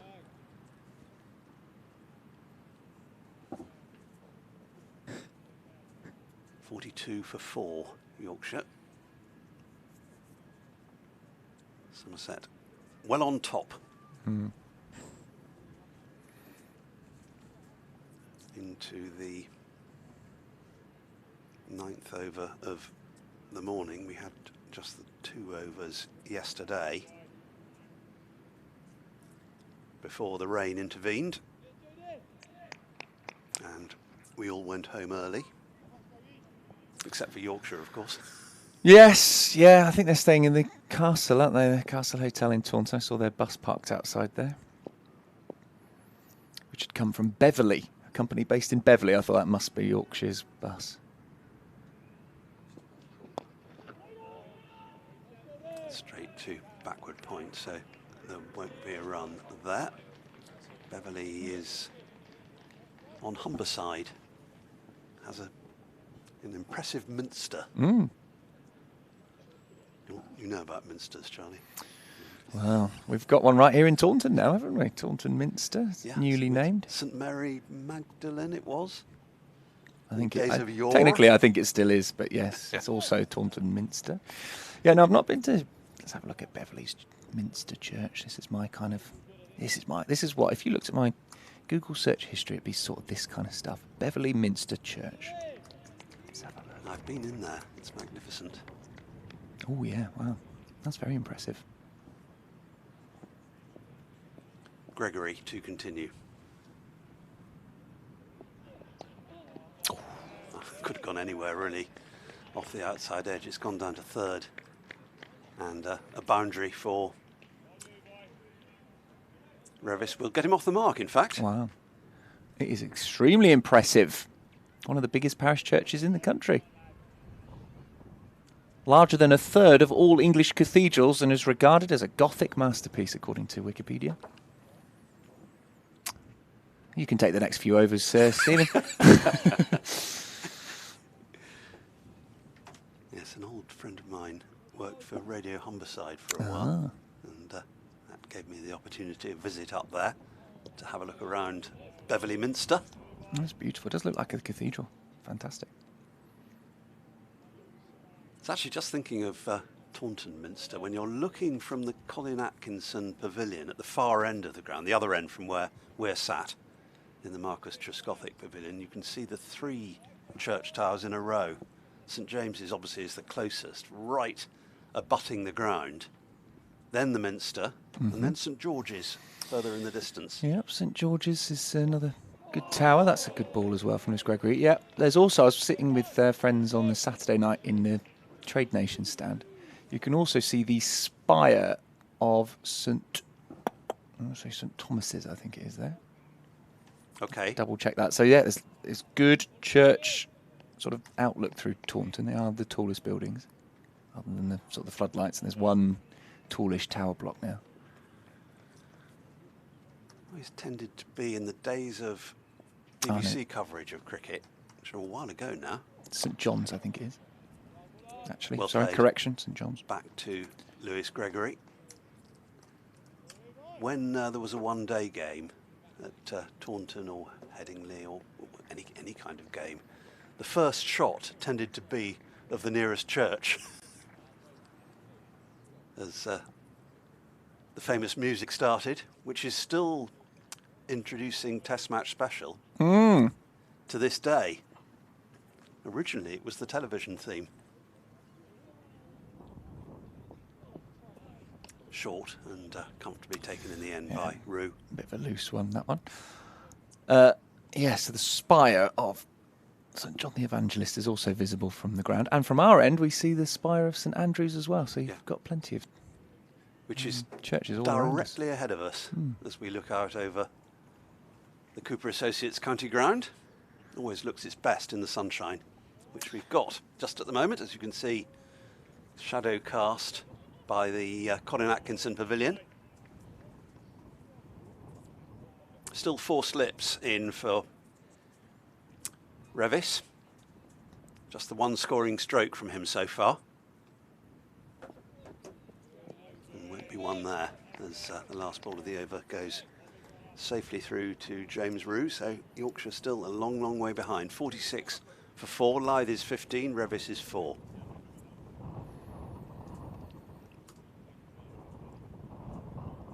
Slightly bigger crowd than we had in yesterday. Yeah, very slightly better forecast, wasn't it? So a few more people making the trip. Although any other result than a draw is highly unlikely, you'd say. But cricket is a funny old game, and teams go through funny moments. Yes, they need to take out insurance against funny moments, preferably with Brown and Brown. All sorts you can get from them. It wouldn't be a great day to be walking on the Quantocks at the moment. There's quite a lot of rain up there. But fine by us. I think the Quantocks are quite romantic in the rain. The Samuel Taylor Coleridge and William Wordsworth, I imagine they did a bit of walking in the rain up there. And probably wrote a few lines. Yes, absolutely. First bowling change of the innings. Casey Aldridge is replacing Josh Davey from the River End. Davey 2 for 16 from 6.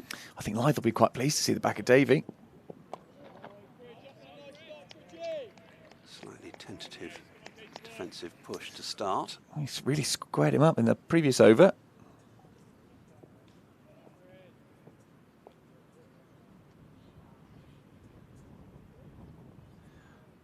Aldridge, who's crossing the country between this season and next. Yep, furthest move you could do probably in cricket, isn't it?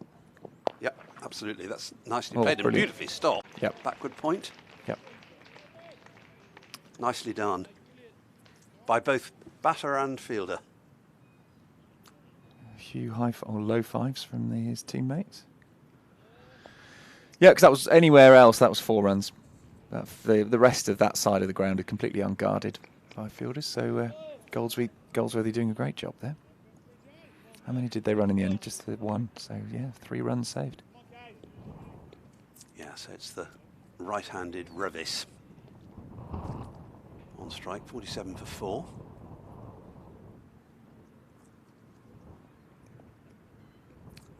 Straight approach from Aldridge and straight defence in response from Revis. It's been Somerset's morning here at Taunton. 4 wickets have fallen. But still an awful lot to do to achieve a result in this game on the final day.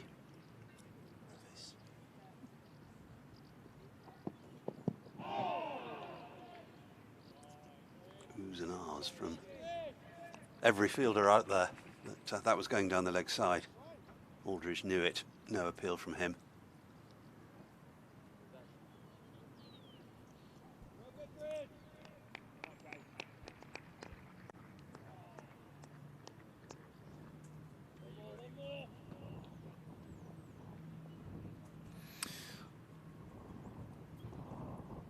Yorkshire finding out that they're moving up to 6th place. That's just defended. That's in consequence of the... Helpful, isn't it? Every little helps when you're in a relegation battle. It's quite good news for Durham, I'd say. Hampshire in and around them now as well. 8 points closer to them. Could make a difference. It's that tight at the bottom of the table. Those 8 points really could make a big difference. So just to confirm, Hampshire have had 8 points deducted this morning because of a bad pitch they produced in May. Late call, but comfortable single in the end for Revis, who will keep the strike at the end of that first Aldridge over. Just 2 off it. We're going to have a double change. Yes, we are. Gregory off, 2 for 24 from 6 for the skipper. Having a break. I think these conditions might suit Ben Green a little bit here. I'll have to wait and see. Revis has looked pretty good, though. Been impressed with that, as has Lythe, although he got some good deliveries off Josh Davey. But just be interested to see how Green goes here.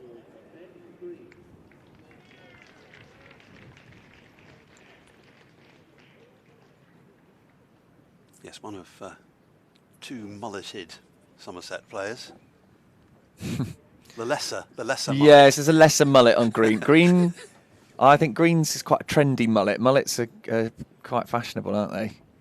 Whereas I don't know. I think Tom Kohler-Cadmore is sort of the anti-fashionable. He's gone so far the other way with it.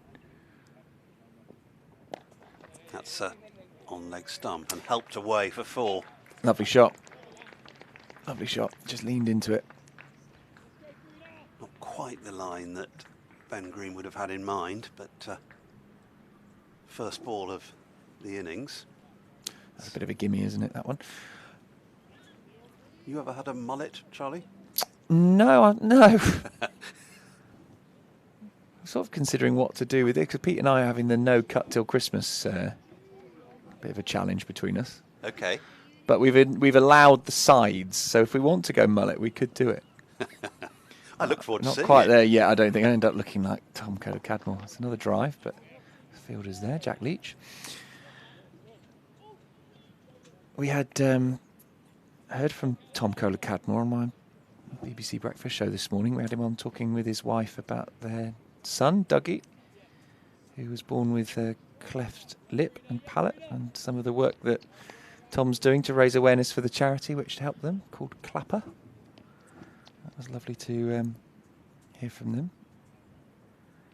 He's crouching at first slip as Ben Green delivers that one. That's on a good line. The old corridor of uncertainty, demanding a stroke from the batter, who played it pretty well. Yeah, you can read a bit more about that on the BBC Sport website. Tom and his wife Melissa have been interviewed.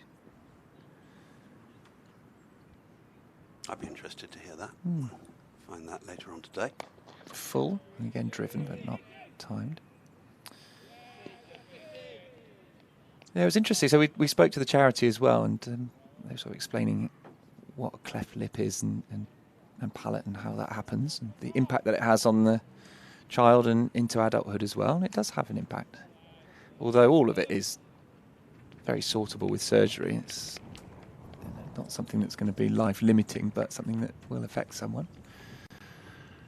Sort of think of the impact of them as children, but actually it goes on into adulthood as well. But I don't know if he's using it in the Championship. He definitely used it in the 100. He's got a bat sticker. I'll have to look back at his innings from Monday. But he's got a bat sticker of the charity. Try and raise a bit of awareness for them.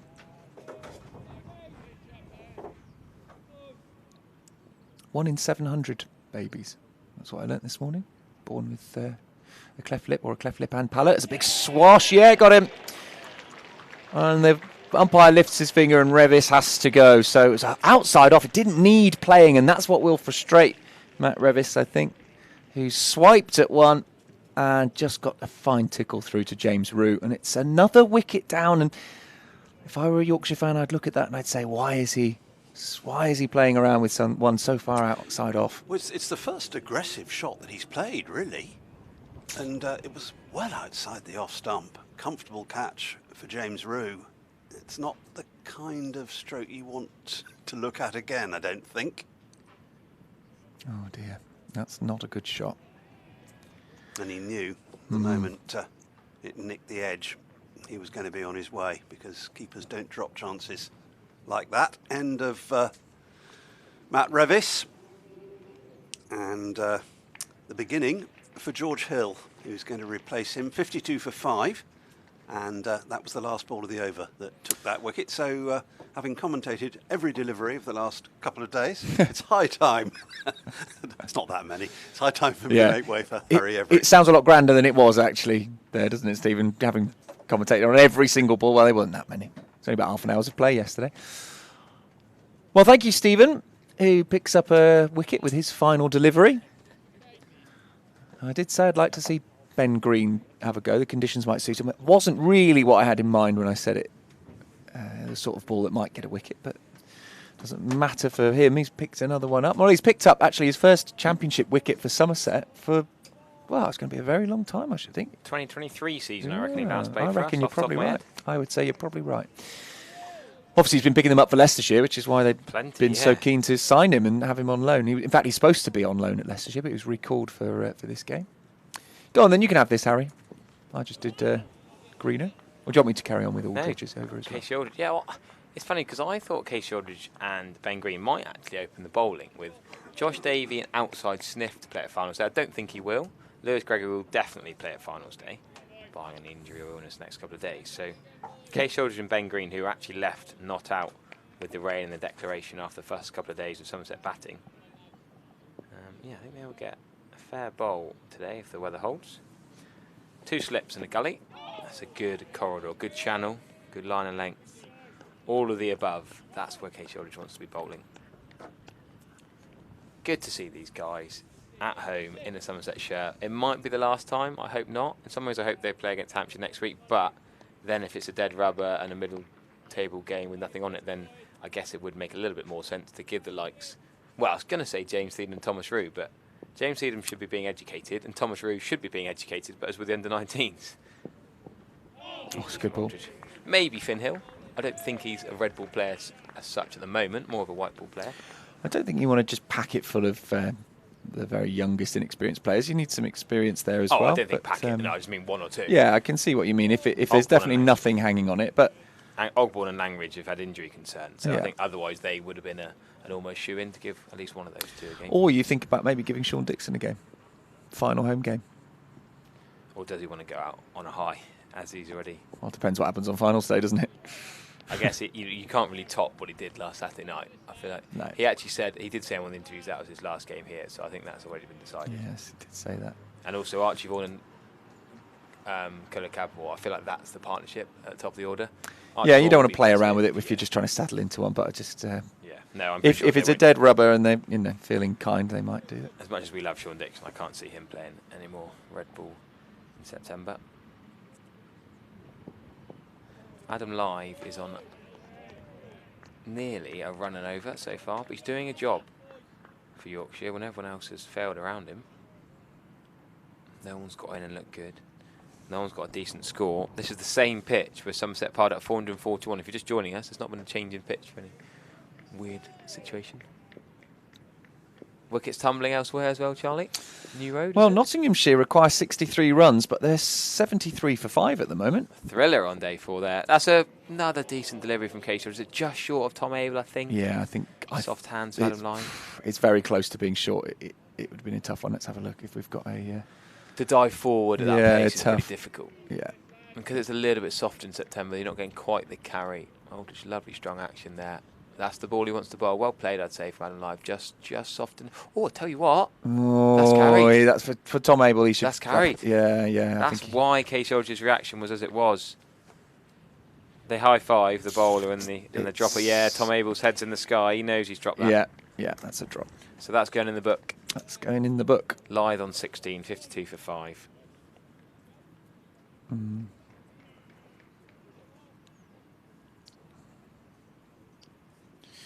Aldridge, he was desperate there, wasn't he? That's a shame because, you know, he'd love to have a wicket.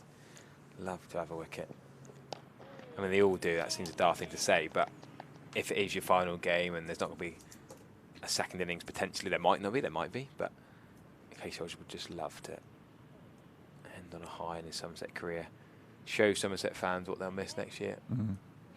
Well, they might, if Durham survives, Somerset might get a very close-up look at what they're missing. He may well be playing a couple of games against Somerset. As could Ben Green, because his new team, are looking like they're going to get promoted. Good ball. Yorkshire fans. And Josh Davey, of course, same side, they'll be on. Could be Davey and Green opening the bowling for Leicestershire next season. With Alfonso Thomas in the shed. Coach, yeah. This is very harsh from a Yorkshire fan, criticising Adam Live. Well, he's doing a brilliant job for his side. 16 of 49 deliveries is not a problem whatsoever. He's doing a great job hanging in there. In this situation, just got a bad time. Everyone else has failed. He's done well. That one will run away for 4. Just finding a gap there, and that is the issue when you're packing the field close with slip fielders and other fielders. You do leave the odd gap and something like that. Played nicely with hard hands. Just runs down to the boundary for 4. I guess it was not too hard hand in that it was soft enough to go down. Well, yeah. So so he's angling it deliberately past there, isn't he? The Kane rather Williams than just sort of letting it hit the bat. Yeah, exactly. Past the 3 slips. Yeah. Point. Lots of blue sky around. Doesn't mean we're free from rain for this whole match, I would say. Or for the rest of the day.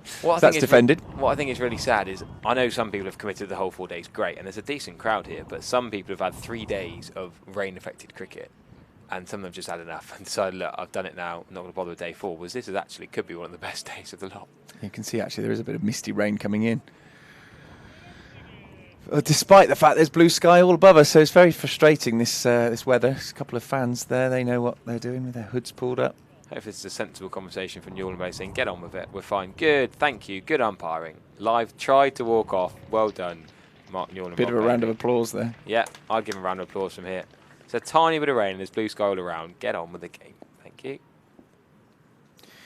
3 slips in as Green comes over the wicket and forward comes George Hill. And the shower passes over, or is in the process of.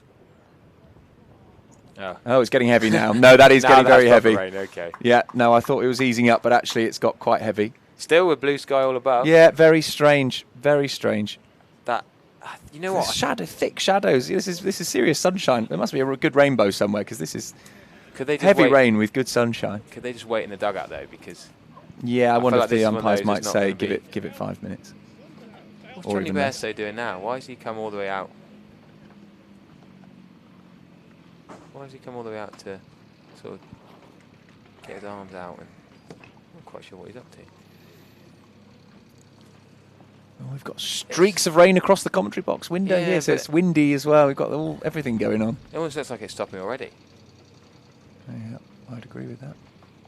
I feel like this is where they don't need to go into the change room. The umpires could say, look, can we just hang in the dugouts for 2 minutes? Well, I said yesterday maybe there should be a 2-minute holding thing at the dugouts for showery weather. Obviously, you can tell when it's going to settle in, but for a shower like that, just keep them down there, say 2 minutes. Because I don't really think the covers need to come on. There's the Hessian mats being put out over the pitch. They probably have to if the umpires ask them to. But look how quickly the cloud shadows are moving over the ground. That gives you an idea of it's gone. How these are coming and going. It's not raining now. Yeah, they're still putting the covers out. Look, one fielder is sensibly, I think it's Jack Leach, is waiting there. Well, he is the very epitome of sense, isn't he, Jack Leach? I'd almost change that rain thing on our live stream because I don't think it's raining anymore. No, it is raining. It is raining. But that's not. But not very much. They've got a bit skew-if there. Yeah. I'm not one to criticise, but they've missed a bit there. It's Boovy's last day in the Somerset ground There staff. we Should are. give him a shout out. Boovy's back to India on Saturday. Good He did stuff. ask me specifically for a request. He ended with 100 for Taunton Dean at North Perrott. Oh, well done. That's And good. now he's ending with a skew-whiff Matt in his Somerset. Yeah, still skew-if, lads. He's back to India. There we go. That looks it's getting better. He can't be sacked. It's his last day. Well, he can be sacked. He can be sacked. Don't test me. If you sack someone on your last day. I'm not going to sack him for a skew-if. Nick Pepper's having to sort it out now. Look, this is The how big you do boss it, is mate. getting Look. involved. Come on, Boovy. Well, now I think it has stopped raining. I can't see any more. Oh, it's just a little bit. You're right. No, there is a little bit there. The sun is so strong. Lovely blue sky. Yeah. I got a feeling they'll only bother with that cover. They're not going to bring out more than that. Should are they? be enough. Look how it's Where shimmering have the there. umpires gone? I feel like the umpires could be just sort of loitering. You'll be right on there, wouldn't you? If you're in charge of the umpires. Well, yeah, you just need to be positive to get the game on. Not rain anymore. The sun's out, says the live chat. Yeah, Ben told me to look at the trees yesterday for rain. I can't see any rain in the trees anymore. That's it. Glorious sunshine. That was it. That was a tiny little shower. Well, sorry about that. Well, get them off then. Get the covers off. Well, hopefully in this time, we requested earlier to show the Stephen Lamb masterclass. Oh, yeah. I wonder if we've got, did Will Martin manage to dig out the Stephen Lamb corridor cricket performance? That could be a lovely little filler. No, apparently not. Oh, no. Has it been deleted from the archives? Was it too aggressive from Stephen Lamb? It's on our TikTok. Oh, yeah. He's I'm put not on convinced TikTok, some of isn't our... it? Who One can of we the get on early- TikTok? Is one your of- dad one on of- TikTok? No, don't think Dad's on TikTok. I wonder how many of the 2,000... If it was up as an Instagram reel, Dad would be all over it. Yeah, okay. Probably is, actually. Could well have done. Instagram reel and TikTok. I feel like If you've made it for TikTok, may as well repost it on Instagram. Yeah. He was, to sum it up, he was sorry, mate. He was aggressive, but in a good way. He was sort of there was no sort of deadening the ball, was there? It was the best form of defence as far as Stephen Lamb is concerned is attack, attack, attack. I wonder if we can... It was cover drive, straight drive. Yeah, I wonder if our Somerset TMS WhatsApp chat, we've got any videos of Stephen Lamb batting. I feel like the viewers would love to see Stephen Lamb bat. He was an absolute menace with the bat. He was quite scary fielding around him because you have got close fielders in the corridor cricket. Yeah, exactly. That's a good point from Andy Miles. The rain is so patchy, it could be dry by the flats, raining in the middle, and dry by the Caddick Pavilion. Yep. And a lot of chat saying Johnny still hasn't finished his breakfast. Well, Johnny came out. Shall we... I don't really know what's going on here. I'm expecting them to come straight back out, but still no sign of the umpires. They could play now, couldn't they? They could play. Because they've got lovely blue The umpires sky. are going to come back out, but we'll just give you a brief. Are they there? Can you see them from your they're angle? walking Yeah, out, okay. yeah. But very slowly, very gingerly. Which is a shame because actually, if they'd been out there straight away, could have already been telling the ground staff to They're now taking their hats off. get rid of the covers. Drop Taking their their hats off? Yeah, I don't know why they're taking both of them taking their hats off and putting the hats down. Is it wind? Must be So they're windy. going to walk out and then walk back again. Surely you just take your hats with you. Or should we listen to that man, Sean Dixon, again, Charlie? Okay. Should we have a look? Let's have a listen to Sean Dixon. He's been telling us a bit more about his background and his growing up in the game, but also working hard on other facets of his skill set that isn't just cricket. So let's hear from the hero from Saturday night. This is Sean Dixon. So I started playing cricket when I was 6 or 7. God, I remember getting my first cricket equipment, and I think it was for Christmas or my birthday. Yeah, mad. I got home from school and I remember just like all laid up on my bed, and oh man, I was so excited. It was all brand new GM hit for 6. I remember it so clearly. Anyway, yes, I started at a really young age. Never played any age group, what they call provincial cricket, or what you would call county cricket, so no age group stuff. I was very kind of small, very technical player. never kind of wowed anyone until I was about 18, 19, when I got a bit stronger. But yeah, like I said, never made any of those sides, so I kind of had to go the long route round. Came over to the UK when I was 18, played for Clevedon, who I now have done a bit of a loop around and playing for again. So they're almost like a second family to me now, which is quite nice. Yeah, so came over when I was 18, absolutely loved the UK, knew I was definitely going to come back once I finished my degree back in South Africa. So in saying that, I went back for 4 years, played for the University of Pretoria. They had an academy there which I played for, and that kind of that was basically the difference in my career, I'd say. That was kind of when I started to come into my own, started to kind of get stronger, better, started to develop that self-confidence and know that actually this is something that I can do. But knew I had to get a degree first before I came over again. So yeah, 2015 I made the move to the UK. I got in touch with an agent who got me at a club in Suffolk called Woolpit. So I played there for about 3 or 4 months, whilst I was trialling around. My agent at the time got me a second team trial at Kent. It was against Yorkshire 2s, and it was against Liam Plunkett. So he opened the bowling, I opened the batting. Ended up making, I think it was 146 or something like that in first innings and 60 odd not out second innings. And yeah, just almost like unleashed the shackles from then on. I ended up making, I think it was 800s in 10 weeks. Got signed within 3 months, hence why I only played for Woolpit for 3 months. Moved down to Kent, and yeah, signed my first professional contract. Played the last 3 championship games of the season. Yeah, and then played there for 6 years until the COVID season, where I went on loan to Durham as Kent. Unfortunately, at that time, there was a lot of uncertainty, and they only offered me a 1-year extension. Which, in all fairness, I look back now and it's, even that's a tough gig when no one knew what was happening in the cricketing world at that time. So yeah, but Durham came through with a 3-year contract, which at the time I thought was the right move for my family. So yeah, moved to Durham for 3 years. But at that time I had my firstborn, my daughter, which her and my partner were living down south in Kent, and I was obviously living up north in Durham, and yeah, just way too far. Really missed home, missed them. I was travelling back down, every week, every second week, so I was doing, 6-hour trips back home, and 6 hours back within a weekend, and it was just really taxing on my body at that time. So did really well for Durham, loved Durham, it was a great place to play, great people, and yeah, I ended up just having a chat with them and basically explaining my situation. I wanted to be back down south, so put my name on the list to move. They were very understanding, very accommodating. Somerset came through, and yeah, the rest is history.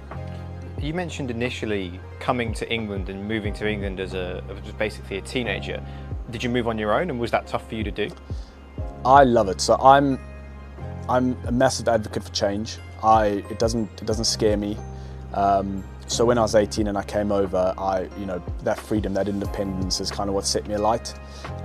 It allowed me to spread my wings and really kind of fly, if you want to call it, for the lack of a better metaphor. But yeah, I flourished under those circumstances instead of like missing home, wanting to go back, the comfort of my mom's food, that kind of vibe. So yeah, I really enjoyed it. That's why, I guess I've played at 3 different clubs now, and it doesn't scare me. That I quite like it. It reignites the fire, pumps up your tyres a little bit, and yeah, I quite like that. So now you're at Somerset. You've done all those things in your career. You've made it through adversity. You've made it through coming to the UK without a contract and not knowing where to be. What inspired your move into sports psychology, looking at things post your career? So I remember clearly I was having this conversation the other day with someone from Clevedon, because obviously I was 18, this was before I started studying, and they asked that question, how did I get into sports psychology. And I remember sitting in the house that I was staying in at the time, and I was deciding what degree to follow. Because at that time I'd already taken a gap year, so I kind of needed to get my bum into gear. And it just sprung on me. I was like, oh, sports psychology, I can kill two birds with one stone. I can, help my own mental processes whilst helping others. And looked into it and it was like, no, it's going to be about a 7-year process. And I was like, absolutely not. No. So that quickly went out the window, and ended up doing more of like a psychology BA degree when I was back in South Africa. But I didn't finish my degree in South Africa. It was probably quite a crucial bit of information there, which is quite weird how things happen for a reason, because it allowed me, so I then got 5 years to focus on my cricket when I came back to the UK, and then I had about 1 more year left before I lost all my credits from South Africa and had to basically start again. So I was panicking a little bit, but ended up finishing my degree through the Open University, and got the opportunity to study sports psychology as a module, and loved it. And I was like, this is definitely what I want to do. So ended up doing that, finishing my degree, and then went straight into my master's from there. So what would be the advantage for you as an individual of being clued into sports psychology? Obviously in sport in general, but specifically cricket, that psychology is a massive part of the game, and a lot of people say it's more important than some physical attributes. For you, how has it helped you having a bit of an understanding of your own mind within your game? So it's really kind of taken off the last year, 2 years. So now being on the now Casey's CPAR, which is the Sport and Exercise Psychology Accreditation route, has really kind of started that process. I've never really known a lot about psychology. Obviously I've worked with psychologists before, but now kind of learning the intricate detail of it has been like inspirational to me. So, I mean, I guess the different approaches that you get in psychology, it varies from like CBT, ACT, REBT, those stuff, and the list goes on, but those are the most common ones. But I always thought psychology was more about the CBT, so the cognitive behavioral therapy of the mind. But as soon as I got introduced to ACT, which is acceptance commitment therapy, it just kind of opened doors for me within my own career. The common question you get asked is, how often when you're under stress, under pressure, struggling for runs or whatever, do you try and stop, manage and control your emotions and your thoughts? Because that's what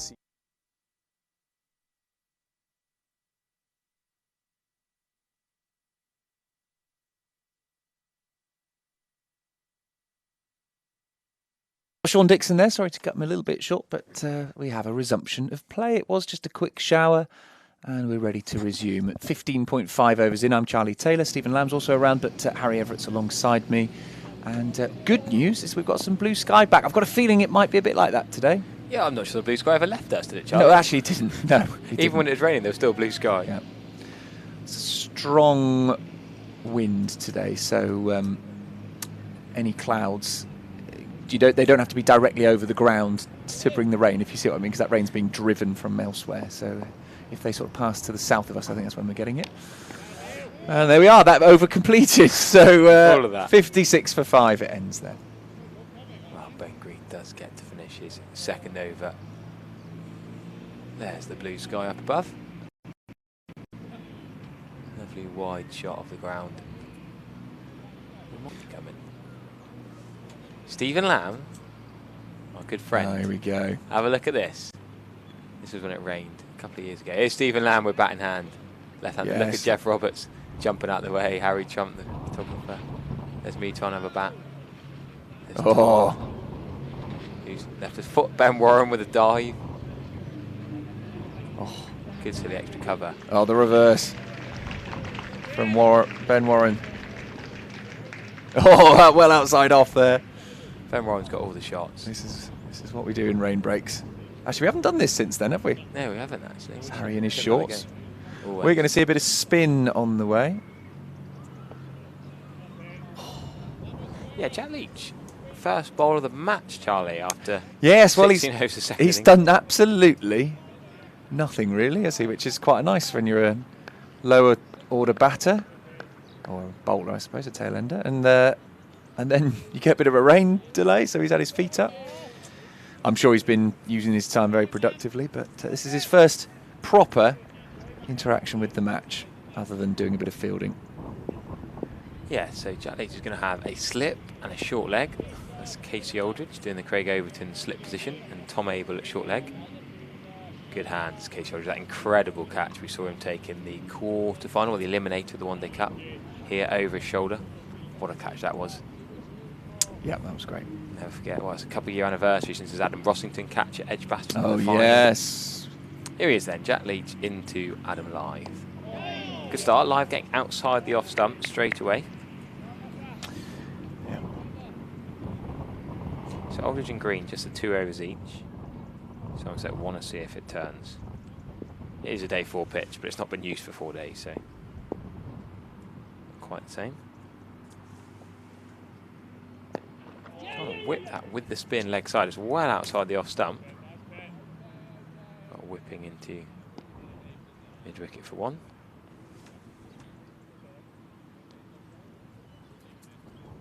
Do you tell your friends to get back if you've been texting your friends watching the cricket and they went off because they thought it was a big rain delay? Well, it wasn't really. What was it, 10 minutes off maybe? Yeah. 78 overs they reckon still in the day, though. It depends how much Yorkshire want bonus points. Will we shake hands at 5, or will Yorkshire... I mean, if Somerset bowl Yorkshire out, it'll be different because Yorkshire won't be playing for bonus points in the second innings. If Somerset force a follow on, might they want to push for a victory? Anything could happen this afternoon, but there are now 3 close catches joining James Rew. James Rew and George Hill on a little cuddle. Yeah, it's always nice to see a bit of friendliness, isn't it? Batter getting in the way of the wicket-keeper. Few players out there with their jumpers on, few have chosen to go without, so the sun will be warm but the wind will be cold that time of year. Back and leaving there, that line, George Hill's quite comfortable. Letting it go. Probably more of a challenge for the right-hander facing Jack Leach, hence the double slip. Quicker, flatter, WPA, he's gone. Jack Leach has got a breakthrough in his first over. It's not turned massively, it's the full straight one. He's just missed the straight ball from Hill. Not great batting, Yorkshire in more and more trouble. Bonus point. Bonus point for Somerset. Bonus point number 2 of the bowling innings. That makes it 5 for Somerset overall. I think pretty good haul from a rain-affected game. Sorry, Harry. Judging by the body language, Somerset feels something might be happening here.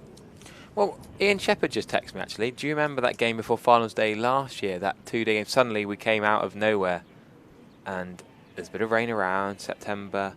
Didn't look like anything was going to happen. And suddenly Somerset charged on to get a cracking result. I'm sure a replay of that dismissal, as it's probably going to be Dom Best walking out to the wicket number 8. I'd have thought so, yeah. Number 8, if he's lower than that, that is... got a few all-rounders, haven't they? But they have. I'd be surprised if he was below 8 there. Let's have a look at that one. Yes, to me, that doesn't look... Oh, he's a left armer there. You've got to think about the angles, Harry. I think that's it in leg stump, isn't it? I don't think he can have too many complaints, put it that way. No. He looks like he's planted his leg too early. Yeah, it's pitching in line, no problem. His front leg's almost got in the way of his bat. He's almost overstrided there.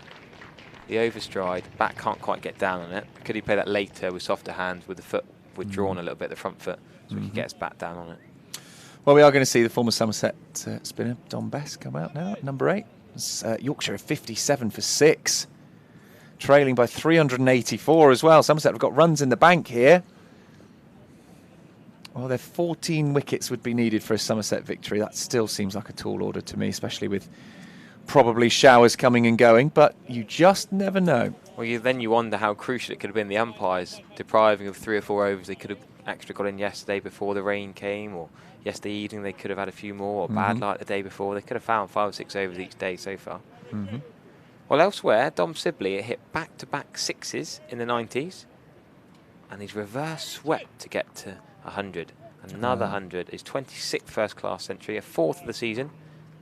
And he's had an injury as well, so great knock from Dom Sibley. Probably is going to seal... Well, can Surrey then bowl out Warwickshire on day 4? You never know, but Surrey on top in that one. Just depends if they've got enough time to bowl out Warwickshire again. What a field this is. Look at this now. We've back got in Taunton. Couple of slips. We've got a forward short point gate, basically. Then we've got a short mid on. Don Best, calm as you like. Just probably thought that's how to play at George Hill. That ball was slightly slower and further outside off stump, yes, but Lewis Gregory setting an attacking field there, getting himself in the action as well, sitting mid on. So yeah, it's very exciting actually. After 3 days of rain and people thinking, oh, it's going to be dull, boring draws, suddenly the Notts game has burst into life. 84 for 6. The target 136 to beat Worcestershire. Well, you never know there. You never know. It'd be very helpful for Somerset if Worcestershire could win that one. Liam Patterson-White was on a pair. Green from one end, Leach from the other is how Somerset is set up at the moment. There are some pretty big grey clouds around, but currently blue sky and sunshine at the county ground. That's all that matters. Come on, Charlie, less of this negativity. They could be skirting around those grey clouds. They did a bit on day 1 and 2, actually, to be fair. It looked pretty bad over to the left, but they just went round towards the Quantocks. Oh, we had that big thunder and lightning storm, didn't we?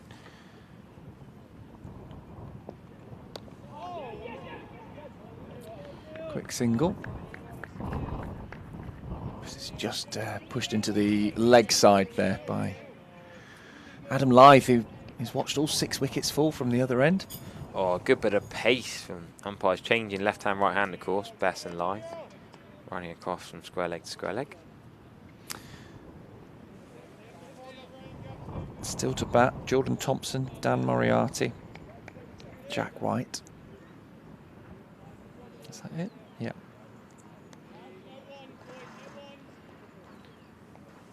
Don Best really in no rush to take guard. No, well, I shouldn't think Yorkshire are in any rush at the moment. No, absolutely not. Oh, that's a good ball. Bess isn't all that far away from hitting that. You can tell from the reaction behind the stumps. Very, very good ball from Ben Green. Bit of a nothing shot that from Bess. Gets a big fiddle, step in. yes. Yeah, he's not really doing much. He looked good that first ball he faced off Chuck Leach. Judging him on 2 balls so far, of course, but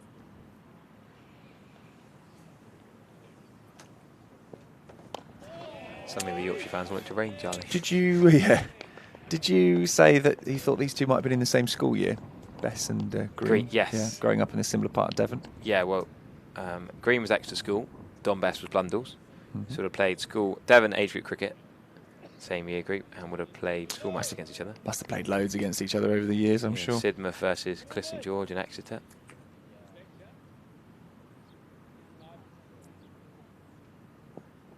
Well, there'll be a chase onto the boundary there. I think the ball will slow up. Okay, George is quick. Well, the sliding is brilliant at the moment because of how wet the ground is. I prefer cricket in slippery outfields. The Yorkshire Northants game was brilliant. This is great. Yeah.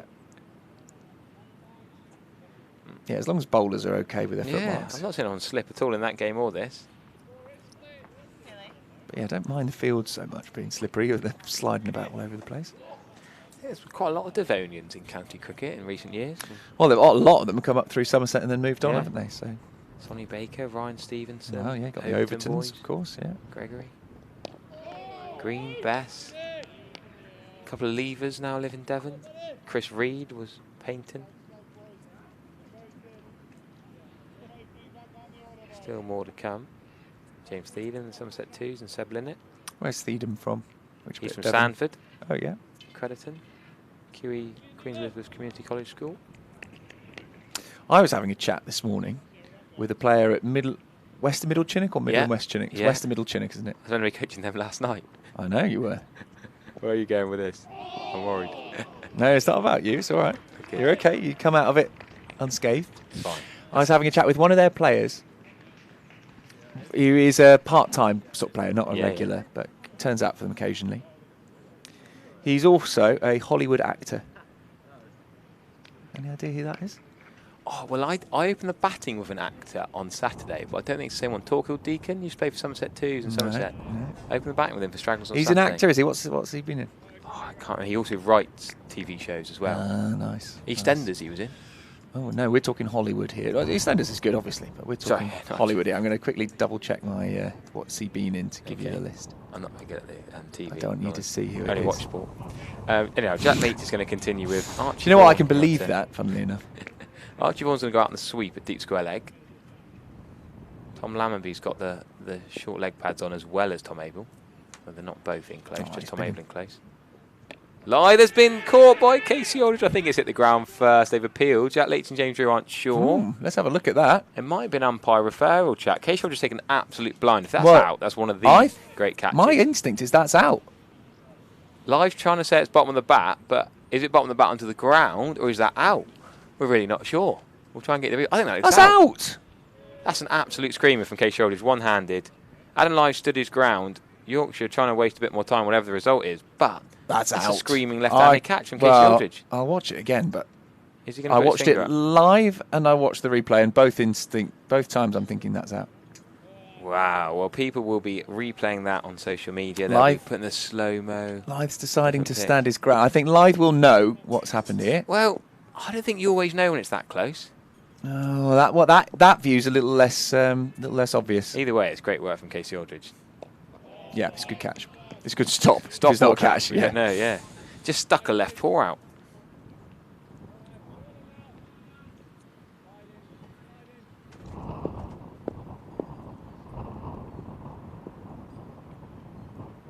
We'll see, says. Oh, they'll appeal that one. No shot offered. They're fired up now, Somerset. Yeah. That's wound them up. It's got a bit darker here as well. 3 comments in a row saying that's out on the live chat. The live chat consensus that's out.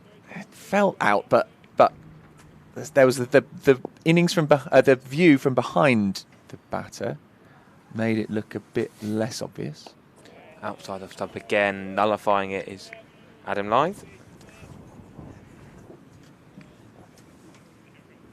Stephen's desperate to get back on commentary before it rains. He's also giving it out. I think. Was that what that was? Wasn't it? You were giving it out, yeah. Oh, but I have noticed I've overstayed my welcome. Oh, they're going on. Oh, Stephen. I'm sorry, I was just making way, and they've gone off again. Well, I'll tell you what, I will come off when they restart. It is now raining. It'll be Stephen's go. But, well, 60 for 6, and that very... Can we get the replay again? Can we have a look at... We're going to look at every angle we've got. Let's have a look at this. So we're checking to see if this is caught off the outside edge. Let's have a look. See, that to me looks like it's hit the ground. You change your mind quickly, Charlie. I think that's... On that angle... Let's have another look here. Does he hit it straight down? It's quite hard to see. Well, Leach's head gets in the way a little bit here. Yeah, it does get in the way. Really gets in the way. We can't see. Oh, it looks out there. Yeah. Need to appeal louder, says Liam Holly. It's a great stop from bounced off the edge, says Rustic Dive. Brilliant. I mean, his reflexes, he might be the quickest reflexes in the team, I think, Casey Aldridge. That's why he got in there. I can't think of many better fielders in the county championship. No, this is a different angle, isn't it? It's the one we just watched, isn't it? Or is it the same? Yeah. What a take that is from Casey Aldridge. Consensus from the camera staff next door. I reckon it's out. Right, what can we... How slow can we get this one? That's the wrong side, really, because he's a left-hander. A bit... Yeah, you can't tell from that. It doesn't. I think that looks out. See, that one to me looks out there. Can we see the ball hit the turf again after it hits the bat? I don't think that hits the ground after it hits the bat now. Looking at that. Good take, Casey Aldridge. You see all the angles of his great take. Well, it's not out because the umpire didn't give it. But whether he should have done or not is a different question. Well, Lythe survives. 60 for 6 is the score. I wonder whether they might consider taking an early lunch if this hangs around a bit longer than the other showers. Not sure. We're 11 minutes past 12 now, so in early lunch sort of territory. Maybe just have the lunch, see what the weather's like after that. But that has been a fantastic hour and 40 minutes for Somerset, despite the rain, Harry. 6 wickets have fallen. Could have been 7. Could have been more with a few Josh David deliveries as well. Yeah. Could have been more. The drop catch from Tom Abel as well. Yeah. Don't forget, Tom Abel, that was Casey Aldridge, the bowler, Lythe on 16. That was 52 for 5. Well, this is a little bit heavier rain than before. Not dangerous stuff, but I think they might consider an early lunch here, is my guess. We'll keep you posted on the live stream, the live chat, and on the Somerset social media and website, of course. We'll take a bit of a break and come back as soon as any sign of any cricket.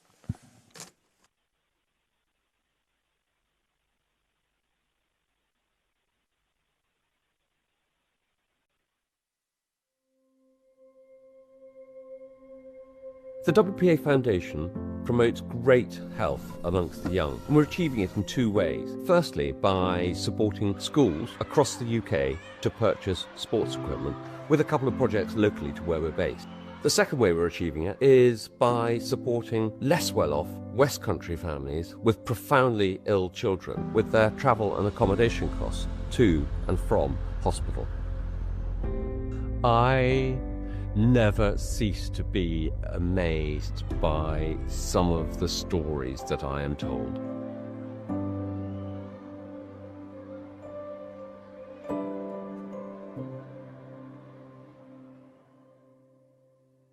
My name is Catherine Farmer. I'm a children's oncology and palliative care nurse based in the community.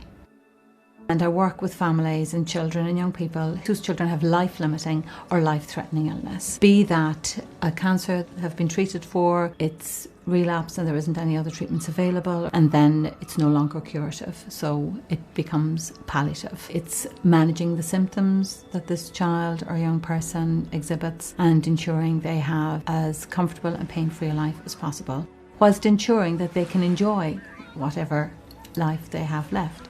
That in itself is a significant blow to any family.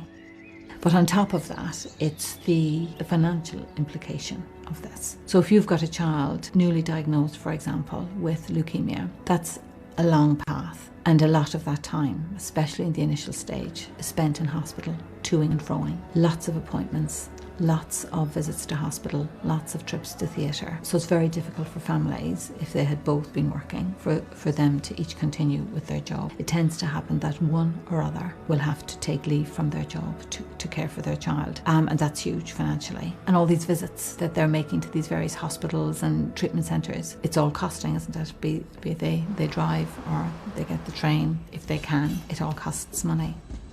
Somebody on the team mentioned, oh, we can get help from an organisation that can help our families with expenses. And because I was new to the team and I didn't really know much about WPA, I just emailed them. The lovely Charlie responded and came in and shared what they did.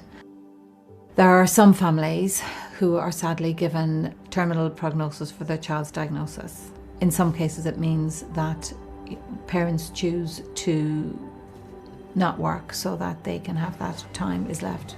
In these situations that the time can be short. And they had never heard of this foundation before. When they did, they were blown over. They were blown away by the generosity of the foundation.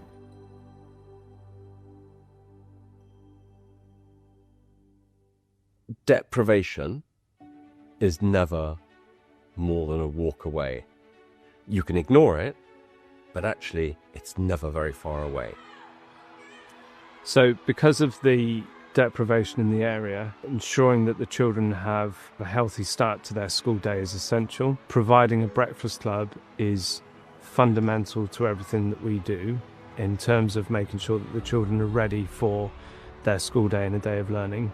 We have to provide that on a free basis so that it's a completely free provision for the children that access it. I first became aware of the WPA Foundation when the regional manager for Breakfast Club reached out to me and said that one of their sponsors would like to go in and see what Breakfast Club looks like in action. Our support to date so far supported them with the equivalent of 430,000 breakfasts. By the Christmas that's coming, that'll be over 500,000 breakfasts. That is the difference that the foundation is making with its support of Magic Breakfast. But there's been multiple layers on top of that that's really benefited the school. One is sports equipment for the children in Breakfast Club. So they've also provided our dental hygiene initiatives of making sure that the children in early years brush their teeth every single day that they're in school. So that injection of cash from the foundation supported that. And without that, I talked about the biggest challenge being in school with the budget and so forth. We would have really struggled to get that initiative off the ground.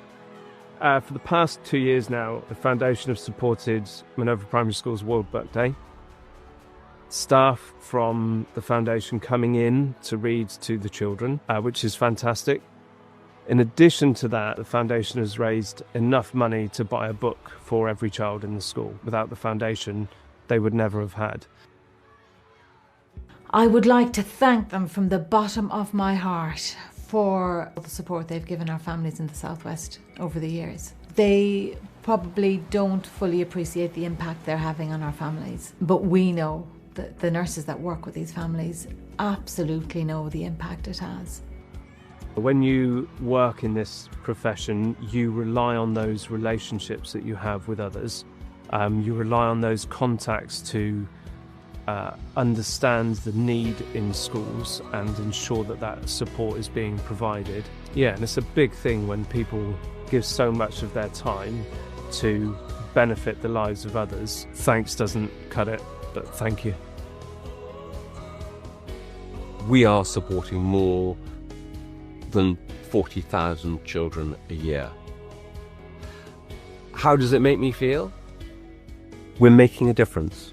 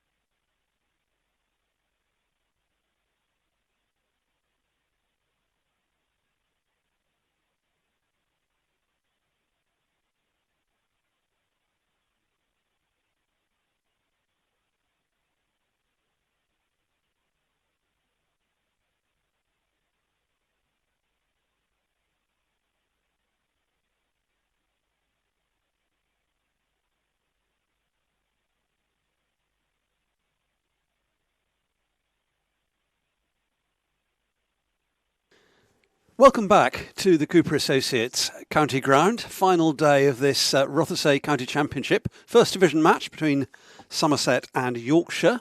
And wonderful to relate, we are going to see some more cricket. After lengthy delays both yesterday and today, we've still got potentially 47 overs left. The players have taken an early tea, so it could be a mighty long session. Although there are other possibilities. Yorkshire might be bowled out. They're 60 for 6 in reply to Somerset's 441. The most probably that Somerset can realistically hope for is another bowling point. And they need 3 wickets for that.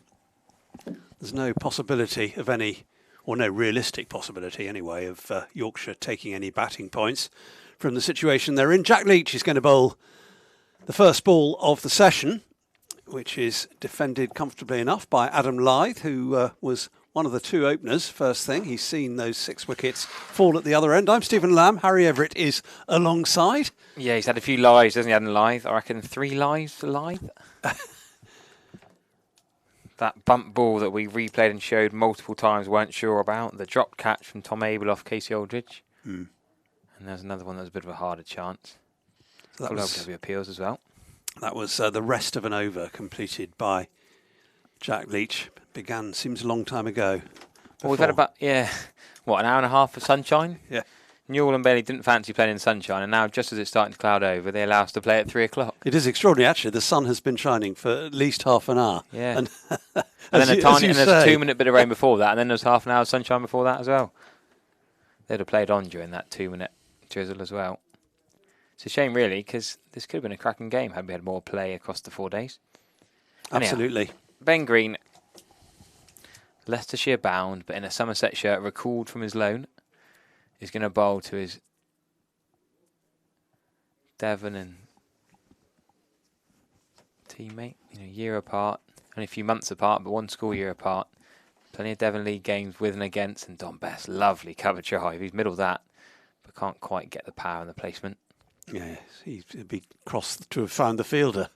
Well, Ben Green spent 10 minutes loosening up, but that looked like a bit of a loosener out on the wicket, that. Gently easing in. He was warming up with Steve Kirby and the Somerset analyst on the mitt for a little while, but... Got a slip cordon of 3 for Ben Green.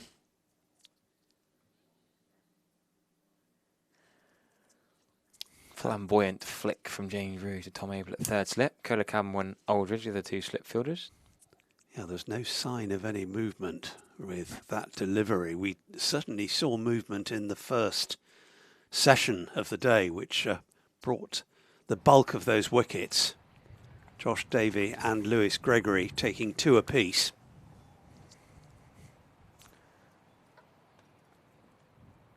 That's a good ball from Ben Green, and Don Best has had a little fiddle, a little tickle is all it needs, and Somerset have a 7th wicket. If the umpires have been more keen to get the game on the last few days, I reckon Somerset would have had a good chance of pushing to win this game, but with rain around and plenty of tiny delays for drizzle and mizzle and then bad light over the days, it's probably going to run out of overs here, but can Somerset at the very least get full bowling bonus points? I think they probably can now. Well, only 2 more needed now, and Yorkshire for sure will follow on if they're bowled out.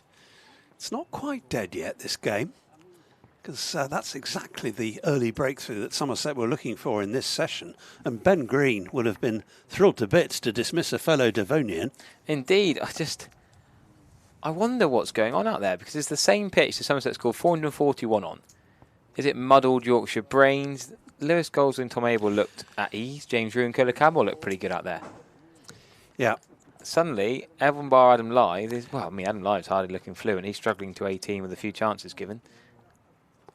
And yeah, Jordan Thompson is an all-round, a bit of a biffer in the white ball format. Hits a clean ball. He's been in demand in franchise competitions around the world, from the Big Bash to other franchise competitions. Yeah, there didn't seem to be much sign of movement from that delivery. Don't know whether we can have another look. Little feather through to James Rue.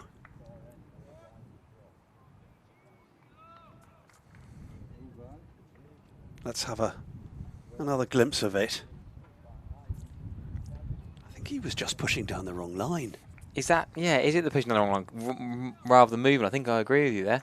I don't think it's swung or seemed particularly. It's just a bit of a tentative defensive push. Thompson then, first ball for him.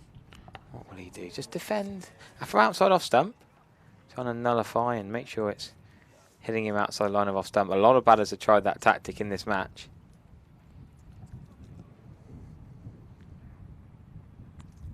Yeah, I mentioned that Josh Davey and Lewis Gregory had 2 apiece. Ben Green's joined them now. Ben Green getting the ball in hand, the red ball in hand. Oh, that's pretty useful as well. It's going to be 2 runs at least. It might go for 4, you know. I don't think they're going to catch that. Quick enough to the Clonakson Pavilion, one of the shorter boundaries on this field with a wicket. Fairly central. Yeah, he wasn't in control of the shot. No, absolutely not. Ben Green showing Somerset fans and the squad and the coaching staff what he's done for Leicestershire with the new ball, and he's been on loan the last couple of years. It's a bit of an involuntary stab at it from Thompson. It's got him off the mark. That's a better cricket shot. That's off the middle of the bat. Archie Vaughan is in hot pursuit, but he's not going to catch that. He has timed that beautifully as Jordan Thompson. One of the better shots we've seen from any Yorkshire batter, really. Right. He's on 8 in his first over, not messing around. As I said, he's an aggressive white ball all-rounder, so I don't think he will hang around. Now, in general kind of championship cricket, you think of 10 to 5 as handshake time, but remember we're half an hour earlier in the September, 10:30 start, so you wonder if you take off half an hour, if it will then become 20 past, I suppose, 20 past 5, which is only 20 past 4, sorry, because 4:50, 10 to 5. So you wonder if 20 past 4 is the key time to allow 10-minute turnaround. Then if wickets continue to fall at the rate they have been, some might think they can take 10 more as well. Oh, we're going to have spin in the form of Archie Vaughan for the first time. Jack Leach bowled from the river end earlier. That's odd to see. Took a wicket. I think it's a left-hand thing, Stephen. I don't think it's anything to do with Jack Leach, anything wrong. I think Archie Vaughan from Jack Leach's river end is just because there's 2 left-handed batters in. Good call. Generally, off-spinners prefer bowling at left-handers. Yeah. Spinning the ball away from the bat. So Archie Vaughan will see whether he can get into that wickets column. Bowling to Adam Lythe. A single here.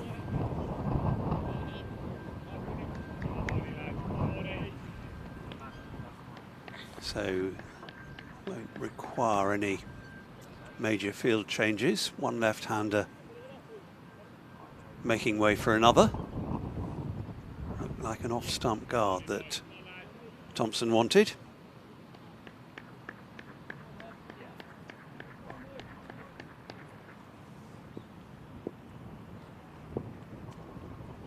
Here's Vaughan. Played comfortably enough. Slip and a leg slip and a short leg. It's a cross between a leg slip and a backward short leg Tom Kohler Cadmore. It's played elegantly enough by Jordan Thompson. In at number 9 for Yorkshire.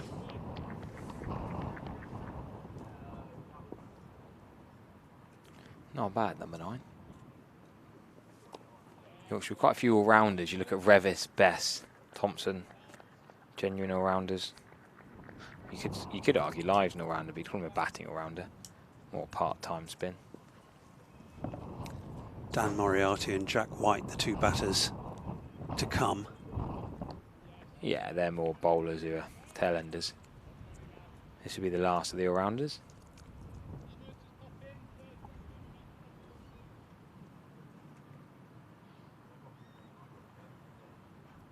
Yes, Andy Miles is saying the last hour is 4:30. Yeah, but the point I'm making is it's 4:20 because it's 10 minutes for change of innings. If Somerset don't get into Yorkshire's second innings here, and if the follow-on could potentially be enforced. Yes, that must be one of the most straightforward follow-on decisions that Yes. could be made. Was there time in the game? Then someone else was saying rain from 4:15. Well, we're not looking at rain, radars or forecasts or clouds anymore. We'll commentate on whatever we see and whatever we can get in. But I think at the moment, if Somerset get 2 more wickets, they'll be pretty happy to have taken 6 bonus points from this game. Notts did beat Worcestershire in the end. If you're watching it New Road, while we were off for, well, we can't really say we were off for rain. While we were off for, not quite sure what. It's about as well as Somerset could possibly have done in the bonus point territory. Just 1 batting point missing. So if this game does end in a draw... Well, Ben Green's in cover with 2 slips in the gully still. Flicked up his hit by Adam Live. He's happy to take the single. He might end up with a little 25 not out here. Might be a 25 not out of 25 overs. But his stubborn rearguard has been pretty useful. We can talk about that bump ball till the cows come home, but Keith Aldridge's left-handed reaction, catch or stop, was incredible. It was a great effort. I mean, he did all he could. Whether it was a bump ball or not, he still fielded it brilliantly. 70 for 7 then, Yorkshire. That could be a 2. Josh Davies got a long way to get around there. It should be a real push for 2. Oh, it's going to be 4. I can't believe that's gone for 4. I guess a little tiny bit of drizzle. Has it made a slicker, quicker outfield? I'm not sure. Just Josh Davies wasn't particularly keen to sprint round and dive. I guess it's not going to affect the follow-on target. He's going at a hell of a pace, is Jordan Thompson. He's already into double figures with 3 boundaries, all off Ben Green. 2 edges and a lovely back foot punch. Alex Fisher says, Lythe carrying the bat in the worst possible innings.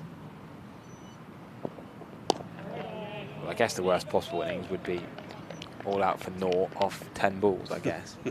But we get your point. Or for being really pedantic, I guess you could be... Yeah. I wonder if anyone's ever been all out for 0. There'd be some useful bowling figures. 3 hat-tricks. Maybe a couple of run-outs in there just to stop the hat-tricks.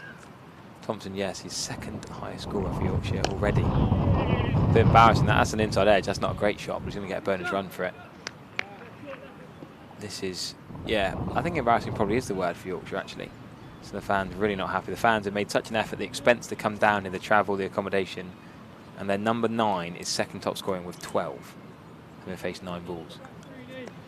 It's not what they came down here to see. Doesn't look good, does it? We mentioned the 3 internationals in this Yorkshire side, missing 3, playing 3.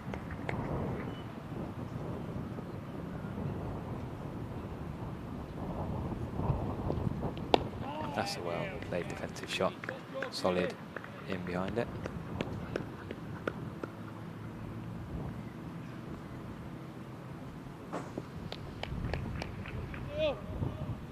The sun has won the battle with the cloud again.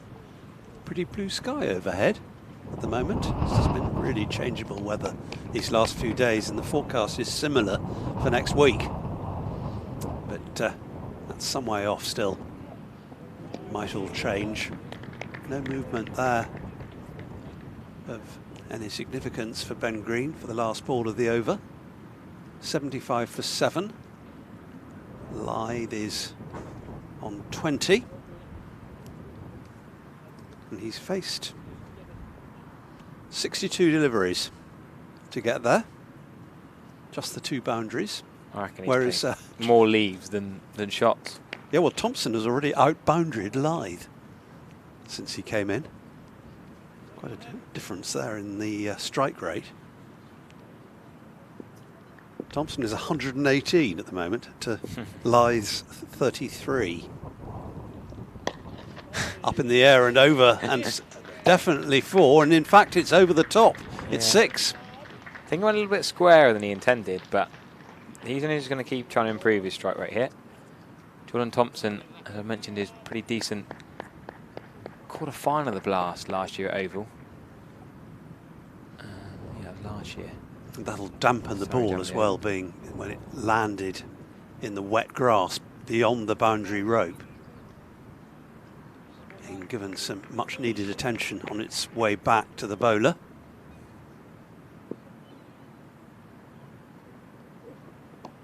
defence. That's a rarity. Just looking at Adam Live's wagon wheel, 11 of his runs have come to the third man fine leg region. In fact, 16 have come behind square on both sides.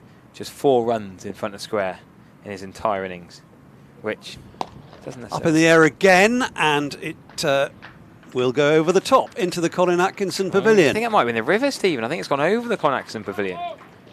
Yeah, it's gone over that gap. Just alongside, it's gone Polly Rhodes' scorebox window height. It looks like somebody has it in mind to collect it. Do you reckon it hit the fence just before, in between the Colin Atkinson and the River Tone? Yeah, we've seen it hit into the river before in that gap. I remember Chris Gale did it once. Once? Only once? Probably Yeah. more often, but I saw it once. I think North East did it a couple of times in the same game as well. At T20 down here. Yeah, we've got it back. It's being examined pretty closely by Rob Bailey, which is understandable. It's probably landed on some tarmac. I reckon it's gone in the alleyway, the concourse walkway, just before. It could have bounced over into the river, but probably just bounced straight into the fence on the half volley.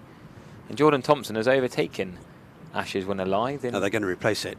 Oh, just for another delay in this match. Someone ready with a bag of balls? Yep. It's obviously landed. I think that's Sean Dixon. Sean Dixon is earning his keep. Is he going to come as a subfielder? Ball retired hurt. No, not Jake Ball. The Duke's ball. Does Sean Dixon have any input on which ball they should use? Well, He's got his white trousers on. I wonder if Sean Dixon's going to come as a sub. He might have some... He's done a nice giggle with Newell and Bailey. Subtle hints, maybe, from Sean Dixon about which ball to choose. Such a shame Tomo is leaving, says Case James. Yes, I was like surprised when that news broke. Yorkshire broke their transfer news quite a few weeks back. Yeah, going back. That's another view of that 6 that did the ball terminal damage, one suspects. And off goes Dixon with the box, and we're almost ready for a restart. Hasn't affected the field placing at all. There are still 4 men round the bat plus the keeper. Somerset won't mind him, keep going. He's not going to get near a follow-on target. And another 10 or so of those. Played that quite late. Good comeback for Archie Vaughan. Thompson is on 25 not out. Straight to full from delivery. 12 deliveries. No, beg your pardon, 15 deliveries. Clean hitting. Mixed in with a couple of involuntary strokes, edges behind the wicket on either side, both of which went for 4. So a bit of good fortune and some entertainment as well.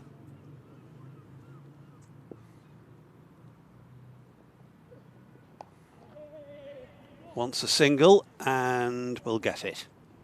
Interesting to take on Lewis Goldsworthy's left arm as well. Brave, cool, but they got in safely.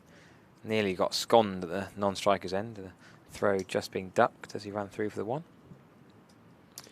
Yeah, so only 4 scoring shots off Archie Vaughan, but 2 of them are maximums. Yeah, just under 200 to avoid the follow-on now.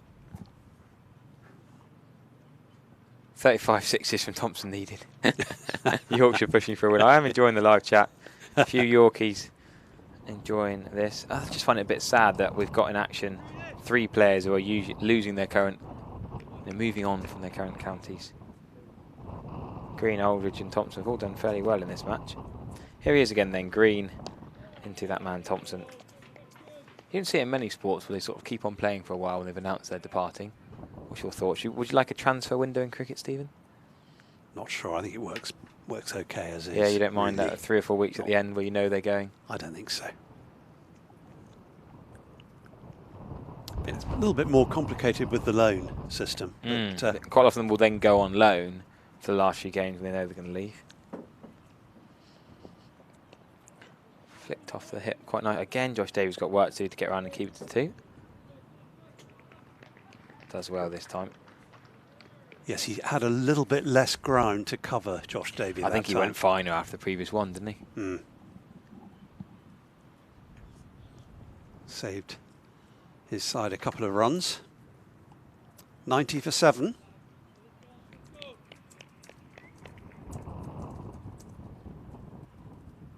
Green looking for his third wicket. 2 slips and that gully. That's a nice cover drive. Jordan Thompson is looking in some form out there. It's a thumping cover drive from Ben Green. That's a thoroughbred shot. Number 9. Proving a point here. Lovely sunny conditions again now. This pitch is a decent pitch. Just 7 batters for Yorkshire batted pretty poorly, and Adam Lyves battled away and hung in there. That's arguably the shot of the day. Yeah, I think it is. It's not been incredible bowling or demons in the pitch. I think the Yorkshire batters just got themselves out with some loose shots. Jordan Thompson. This time cracking it away in front of square off the back foot, a cut shot through point. I wonder where he'll bat for Warwickshire with Ed Barnard in that middle order, Kai Smith. I think he might bat a little bit higher than 9 for Warwickshire. Yeah, he's looking top order at the moment. Wow. I think I would have called him an all-rounder that might bat 7 or 8. I thought 9 was a little bit harsh, but then Bess and Revis are pretty decent batters. So a bit of tap for both Ben Green and Archie Vaughan. Ruining Jack their figures. Leach is loosening up, despite the fact that we still have the 2 left-handers in. Yorkshire fans waking up. Oh, we have a leave from Jordan Thompson. Surprise leave. Rare as cricket being played in these 4 days in the rain. I was thinking of rocking horses, actually, but I don't want to finish that. I reckon this could be one of the quickest championship 50s.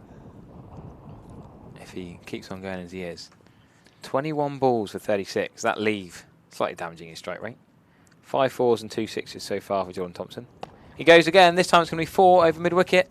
No point chasing that, even on a wet outfit. Is there? Oh, there is, no, actually. He's going to put it in. Jack Leach is going to just get there. Plugged because a it went bit. so high, it plugged. So we've seen it zip away down to fine leg, but it plugged there. The pitching wedge, bit of a divot out towards the groundsman shed. Probably the longest boundary on the pitch, but unlucky because that deserved 4 as well. Jordan Thompson giving the fans. We've got to credit the fans, Stephen. We can't credit them enough. They've stuck here all week, a lot of them, hanging around in rain, in dry conditions when there's no play to watch. Tea intervals and lunch intervals taken at odd times after a delay, and they've stayed with it, and there's still a decent, healthy crowd here. Yeah, I wondered whether Jack Leach's loosening bespoke a return for him at the river end, but not yet. Still Archie Vaughan for the moment.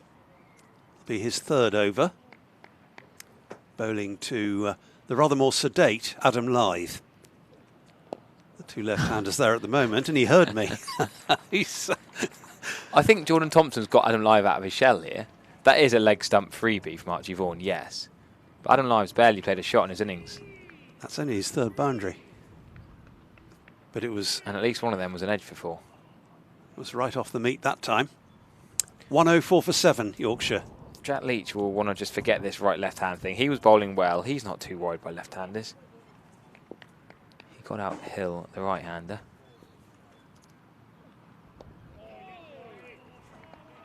Better tight line that from Archie, and that's where you want him, isn't it, Stephen? If you were, that was spot if you're the on. bowling coach, that's the area you wanted to bowl. Yep, that was the area that, let's see, bowls again. The area I was trying to find when I was bowling to you earlier, Harry. We did play a little bit of corridor cricket. We might have a time-lapse bit of video content later on. We've had a lot of hours spare this week, not commentating, so did a bit of backyard cricket, corridor cricket content.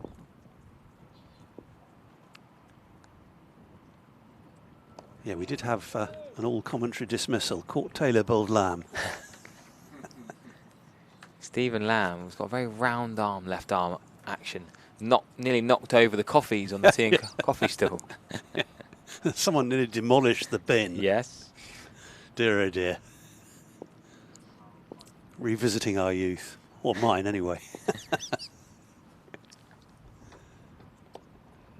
Good firm defence from Adam Lythe. There's a shout here. Do you remember when Carl Abbott batted at the end and then carried on in the follow-on? There's a Yorkshire fan asking for that if they do enforce the follow-on. Let Thompson carry on. Yeah. Let him open the batting. Absolutely. I remember a wonderful Neville Carter story This is from a long time ago. Wow. Go for it, Stephen. It was a village game. It wasn't a professional game, I don't think. But it was a big skyer, went miles and miles up in the air. And there were 3 fielders converging on it. And the captain shouted, "Thompson's catch. Leave it for Thompson." Thompson was on holiday that week. Thompson's Airlines. So Josh Davies going to bowl for the ball fell harmlessly to earth. Very good. So Ben Green comes off after 2 for 37. Josh Davey, who has 2 for 16 off 6 overs. He was warming up in his whites with Steve Kirby just before we started at 3 o'clock. Yeah, I wonder whether there'll be as much help. I think that it was the batters first thing this morning that probably encountered the most adverse conditions. The ball was doing a bit, both for Josh Davey and Lewis Gregory. Will it do as much now in the sunshine? Another nice shot from Jordan Thompson, dot ball. I'm just thinking back to this particular round of games the last couple of years. Off the top of my head, I think it was Hampshire last year, just before finals day, the 4 days in the week before finals day. And it was a good result for Somerset in the end. Both teams rested players.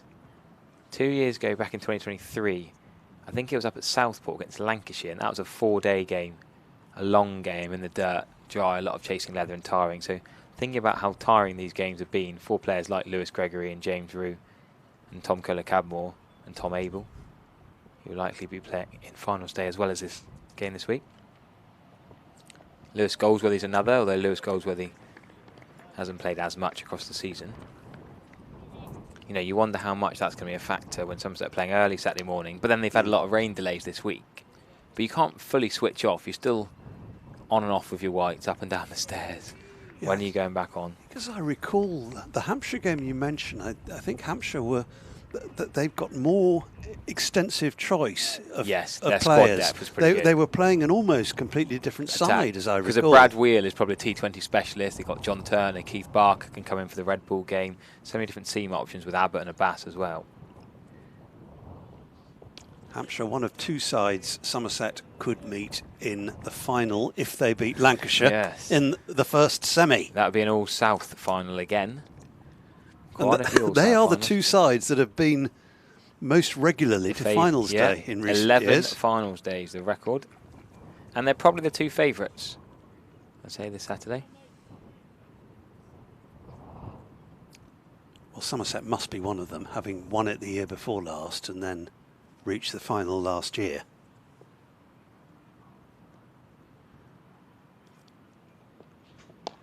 In the air this time. He's not seen it. Lewis Gregory has not moved a muscle. He's going to go and fetch the ball now. He's laughing about it, did not see it. He wouldn't have caught it anyway. It was probably 4 yards to his left. There's no way he would have caught that. But, I mean, that could have been dangerous. It was a bit closer to him, might have hit him in the head. But that's a good shot again from Thompson. There's going to be some half-century if he can get there. He's only 8 runs away.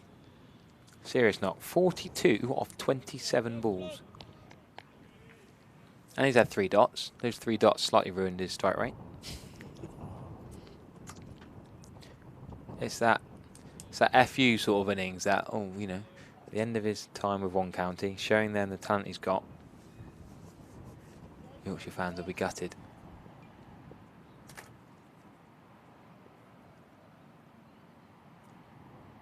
Two balls left in this Davey over. Squared out. Could be at least 2 here. Out to backward point. Thompson will come back for an easy 2. Leeds born, Jordan Thompson, so a bit sad for Yorkshire to lose one of their own. Come up through the Yorkshire Academy, the 13s, 14s, 15s, all the way up through. He had 1 for 79 up at Scarborough against Surrey back in July. Did not bat in that game. His first class stats with bat in hand, high score of 98, 10 50s, 53 sixes he's hit in first class cricket. Could he get to his 50 with another? Another, a 54 6, could he? First class cricket, no, he's going to leave that tight line from Josh Davey. Still could. Averages 21.94 with the bat. 8 not outs helping, of course. Nearly 2,000 runs in this format. He's going to have to wait a little bit because he won't be on strike for a while. Well, his first class strike rate before today, Stephen, was 64. It's going to be Leach. at the river end. But does he take on Leach as much? Perhaps not. Yeah, I think this is a good move. It would be hitting with the spin, though.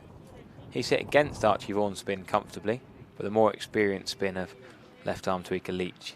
Yeah, time for the seasoned campaigner. Bowling to Adam Lyth initially, who Thompson has raced past. Lyth, who's been there since the start, on 24. Thompson is 44. So Leach, this will be his third over. First spell yielded 1 run and won him a wicket. Coming into this week, he'd have expected to do a lot more work than just 3 overs come half 3 on day 4, Stephen. I think he'd have been expecting to do a Archie Vaughan Jack Leach September special down here. Be plugged in for most of the innings. Accounted for George Hill earlier. Can he add to that? Single for Lyth. Why do you think deep cover's back? That's an interesting one. There needs an unnecessary single. Deep square leg, I understand. Deep long on to Thompson, I understand. But deep cover. It's a deep mid wicket. Spin. Oh well, yeah, deep square leg, stroke He's mid wicket. moving to mid wicket now, isn't he? Yeah. Just so he was at square for Live on the sweep, perhaps. At mid wicket for Thompson, he might be more likely to come down and side it over the leg side. Yeah, much tweaking of the field going on with Thompson back on strike. I'm going to have a wide-ish mid-off. Deep extra is coming in. There we go, that's more sensible. Although he hasn't got much company, Josh Davey, is he? He's trying to do cover, extra and point at the same time. Yeah, wide open gaps either side of him. Defence initially from the big hitter.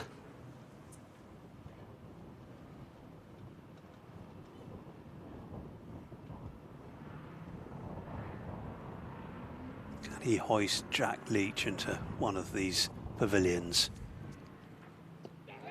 Oh, big appeal for LBW. That was quite a confident shout from Jack Leach. Interesting to have another look.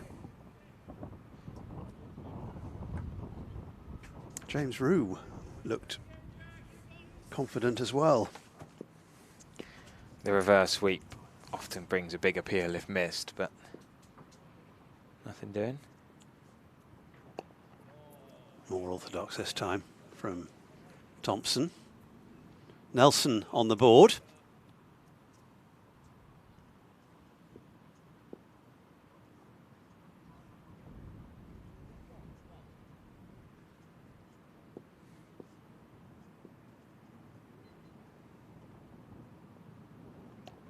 Defence again.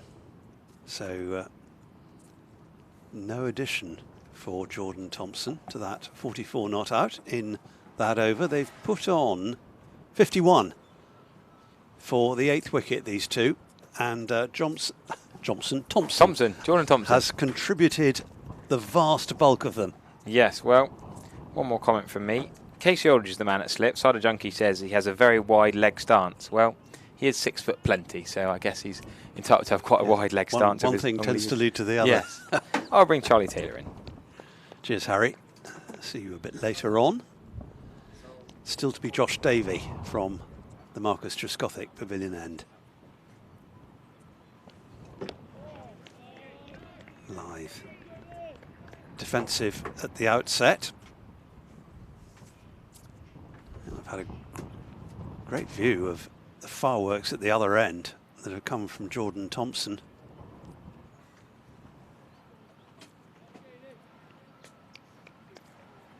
Still 38 overs left in this match, including this one.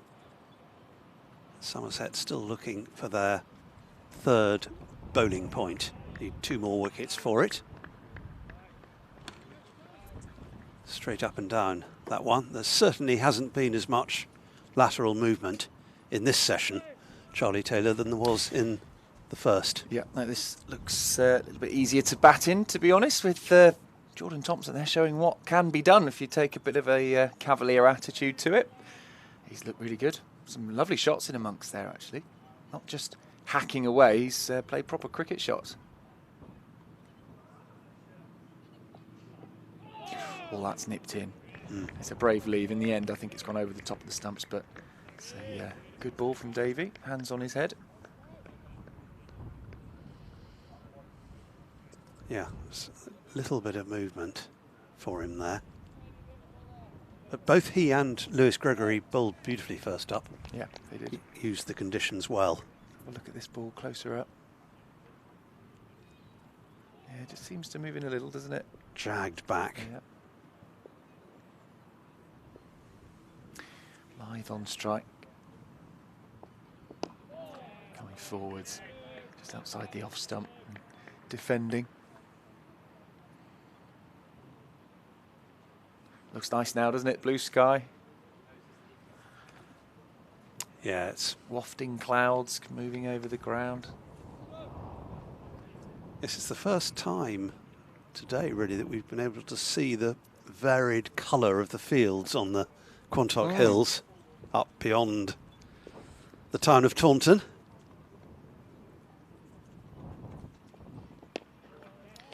Solid in defence again, Adam Lithe, jamming his bat down. Yes, he's played that shot a few times. Yeah, if you look at these two, think 25 and 44, right, well, they're obviously getting in, these players, so what's the score going to be? And you look up, it's 111 for 7. You think, well, where have the other runs come from? Because these two have scored, what have they scored together? 80, 79 runs. Well, the next highest score is 10. It's Finley Bean.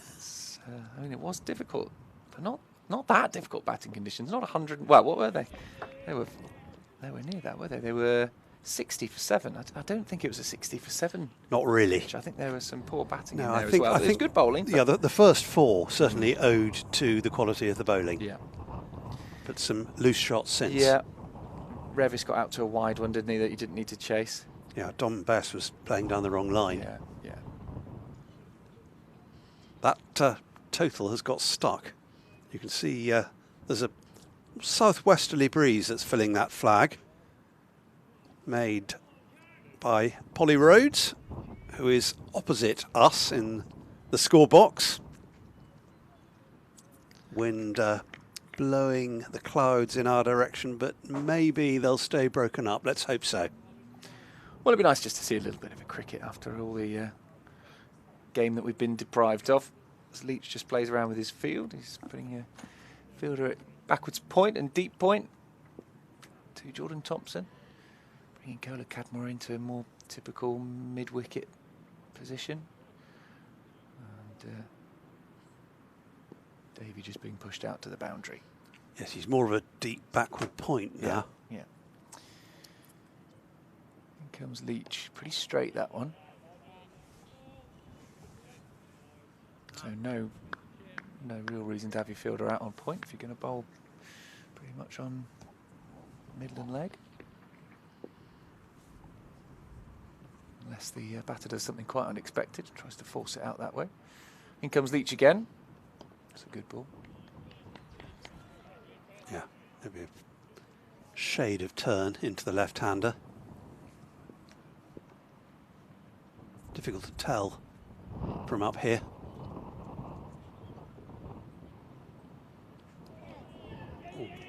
That could have gone anywhere. Now what is that? It's a big leg by, I think. At it. I think it's oh no, straight forward by. Yeah, hasn't hit anything. Well, certainly not the on the batter. Maybe possibly keeper. Yeah, possibly off James Rew's pad. Must have hit something there because the angle it came out on. But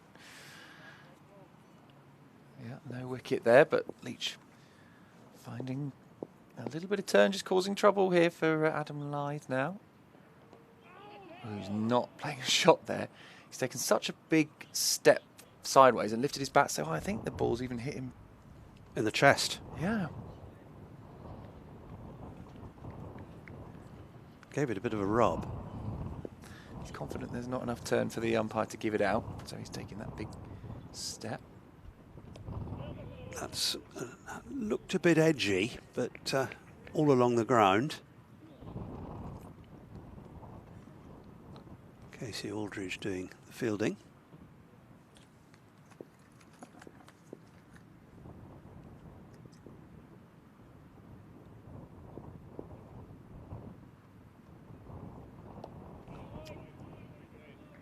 watchful defence again to conclude the over. So they've got off the Nelson anyway, Yorkshire. Somerset searching for another wicket. It's likely that 6 bonus points is all they can get. Well, it is. There is only one more possible bonus point for them, and they need 2 wickets for it. I fancy their chances of getting them in the remainder of this match. And indeed, potentially of making Yorkshire bat again. Still to be Josh Davey. It would be hard to see how a result is possible, but I guess you've got to keep playing until you get shake hands. But yeah, still 3 wickets to go for that. Josh Davey with ball in hand. Coming in from the Marcus Trescothick Pavilion end. Past the umpire, coming around the wicket. It's pretty straight, pretty full. There's an inside half of the bat. Yeah, he was looking to hit that straighter. He's got stuck now, Thompson. Yeah, he did well to get 44 pretty quickly, and now he can't seem to get off it. Nervous 40s.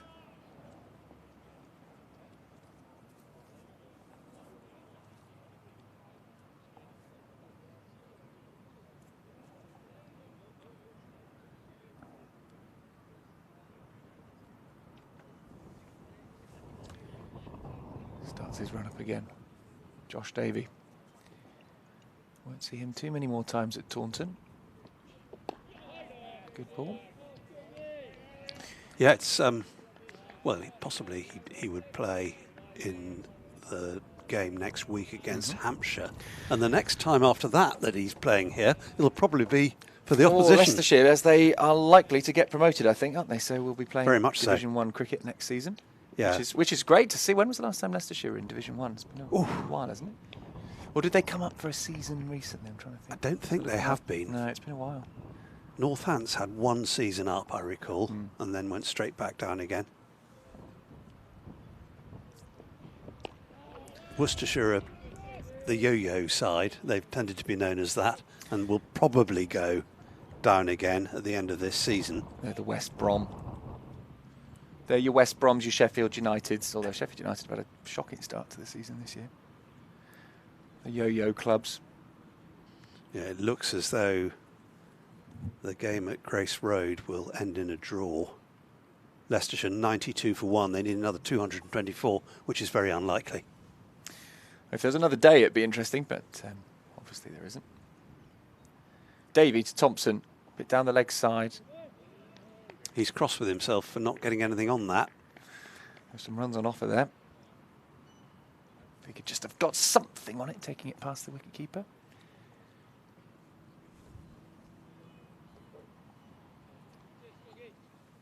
There's rain at the Oval, which won't bother Warwickshire in the slightest. That looks destined for a draw, which adds to the interest next week's game between Surrey and Notts. Well, Notts are top of the table as it stands after they finished their game today, and they won, beating Worcestershire. In the air over the slips, and 4. If you're going to flash, flash hard. Thompson up to 48. Davies got his hands on his head. Yeah, he knows that wasn't all that far away. Yeah, as you say, went hard at that one.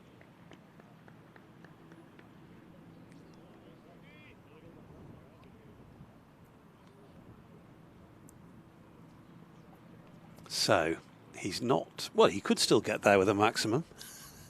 He doesn't need to now, just needs a couple. Yeah, a couple of runs would do it. 1 ball left in this over where he's on strike. Davey it is.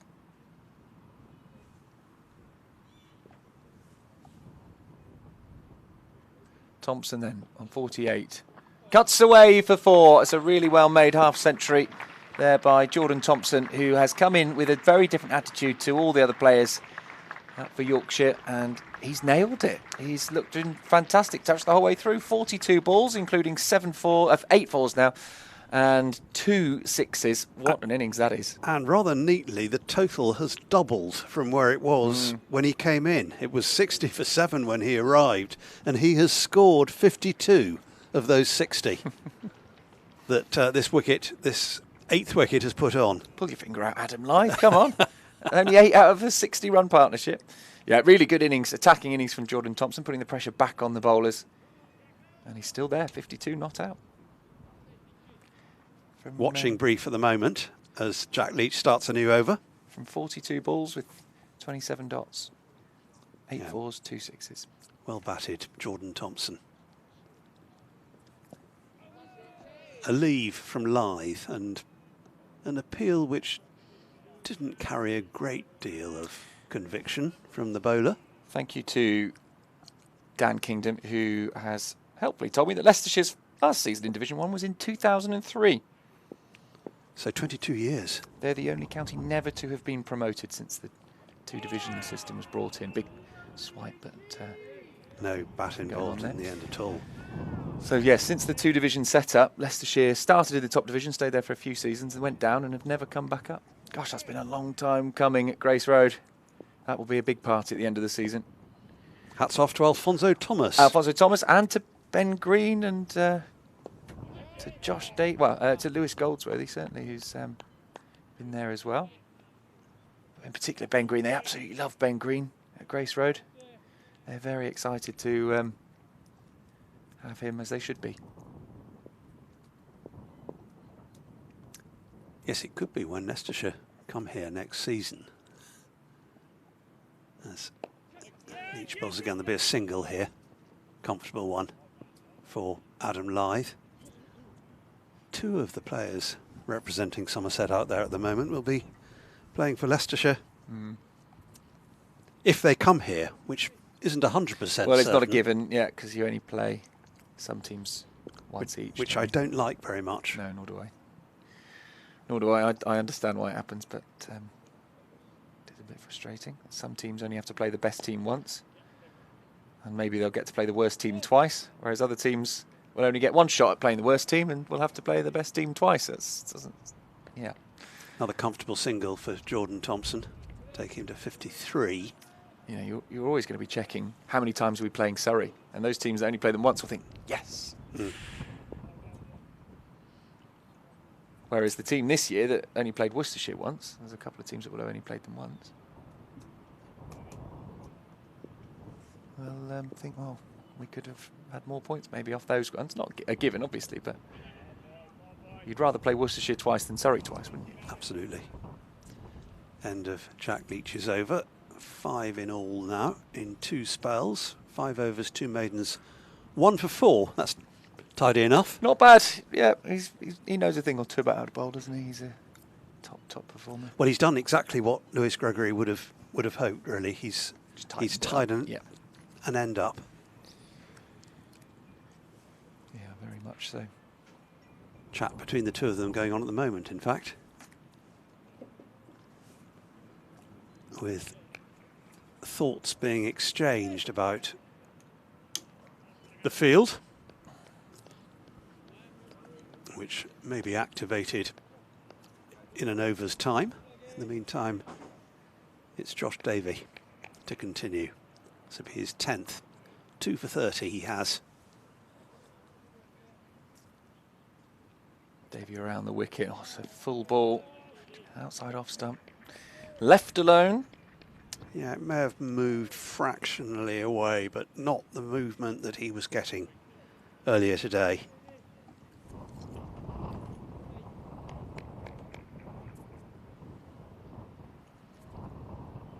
One of the floodlights is casting a shadow onto umpire Newell, gradually getting longer and mingling with Newell's own shadow.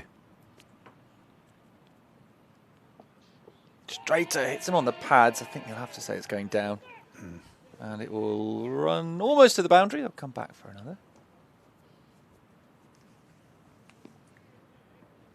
Yeah, Josh Davey looks a little bit aggrieved. It's double teapot for a moment. I don't think he can be too angry at that. It's going down. Surely that's going down. We'll have a look. He's coming around the wicket. I think it's going down. On that angle it must be, mustn't it? Yeah, it's going down. You can't give that out. Cannot give that out. That's I can understand a bit of frustration from Davey, who, when you hit a batter on the pads, you always ask the question, really, don't you? Unless it's absolutely obvious. Now that would have been better, but it was clipped nicely into the leg side, and that'll run to the boundary. Nice shot from Thompson. Picks up another one. So 4 to him, 4 to the score, 128 for 7. Yeah, he's on to 57 now, Jordan Thompson.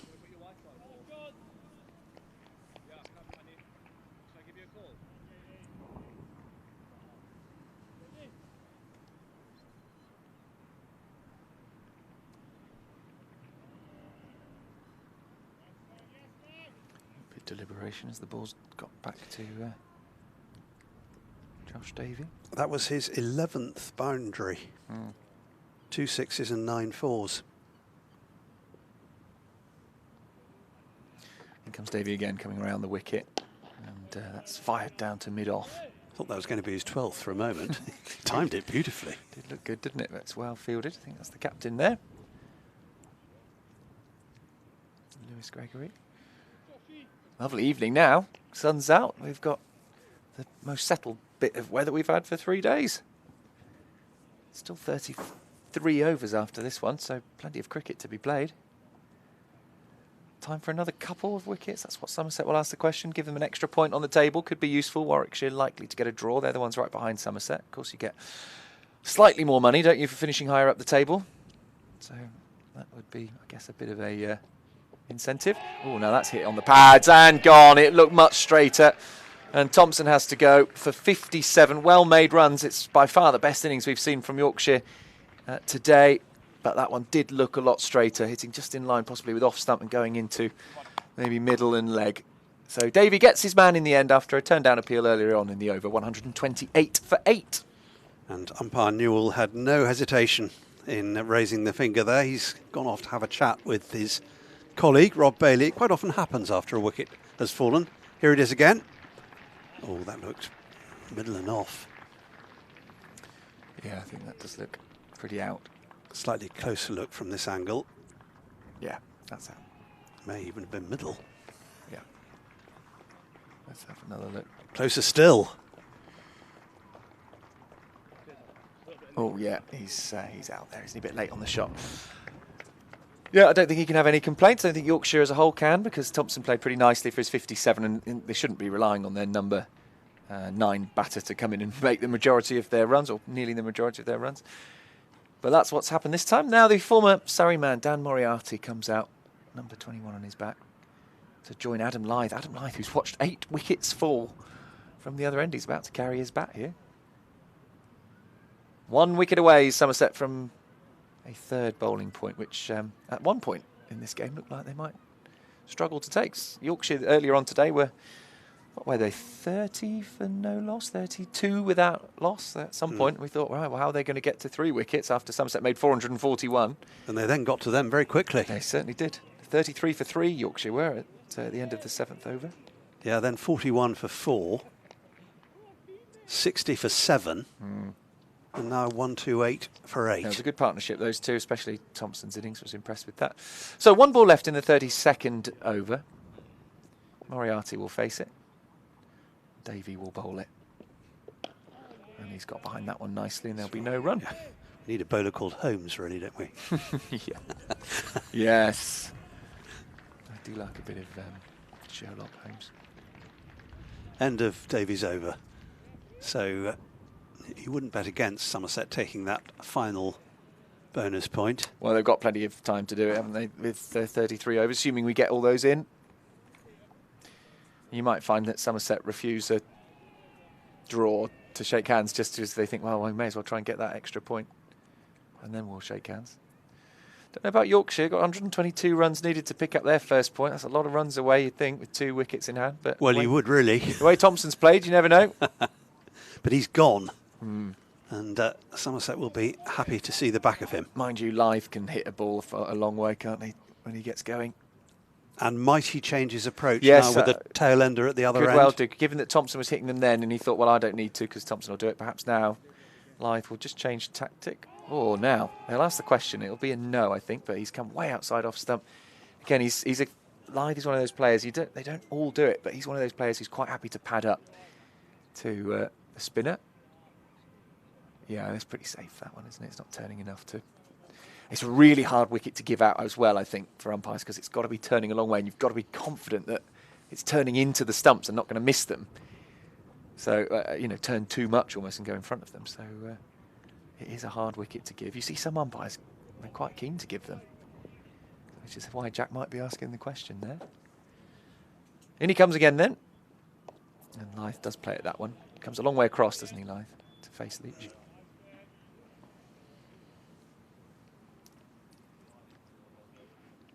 Miserly Leach has been thus far. Yeah, they've not decided to attack Leach.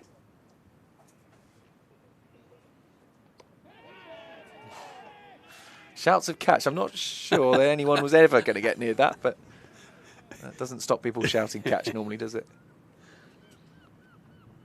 It's a competitive thing, isn't it? Reflex.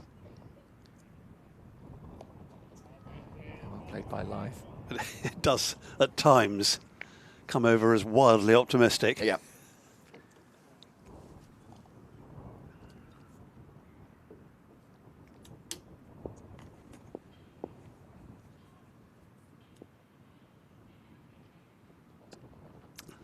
Solidly behind that. Yep, well played.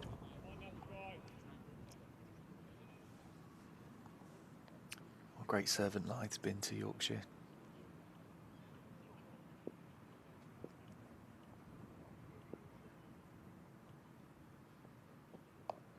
Comes forwards. And that's the end of another Leach over. 128 for 8. Will they stick with Josh Davey? You'd think so.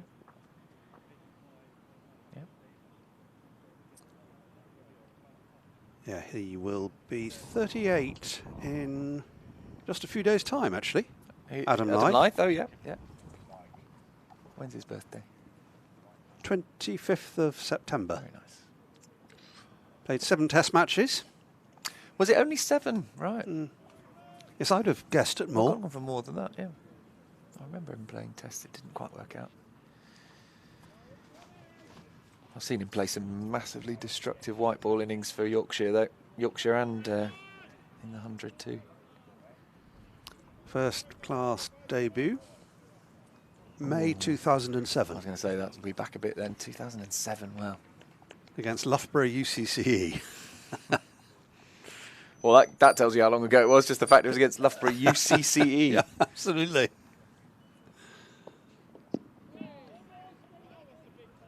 Wondered about a single, but it wasn't there. First ball of Josh Davies' new over.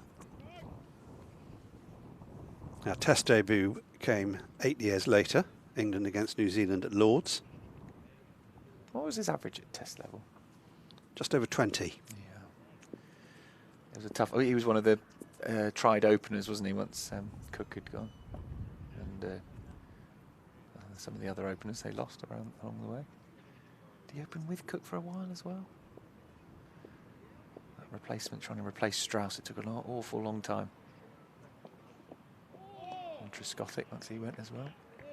Very long time to find the right replacements. There'll be lots of people who tell you they haven't actually done that job yet and found those right replacements for England. Yeah, he opened with Alistair Cook in that game against New Zealand. This is skipper. Another Yorkshireman coming in at 3, Gary Balance, of course, in that game. Yeah. Presumably Joe Root was in there as well. Made 98. Of course he did. Oh, I'm surprised it wasn't more. Oh, what a player. What a player Root is. Yeah. I as Davey comes in again, I mean, I swear I've not seen a better English batter. Yeah, he's the complete player, isn't he? He's at test level. So that was 3 Yorkshire players back to back to back then, wasn't it? Because it was, presumably, it was Lythe at 2.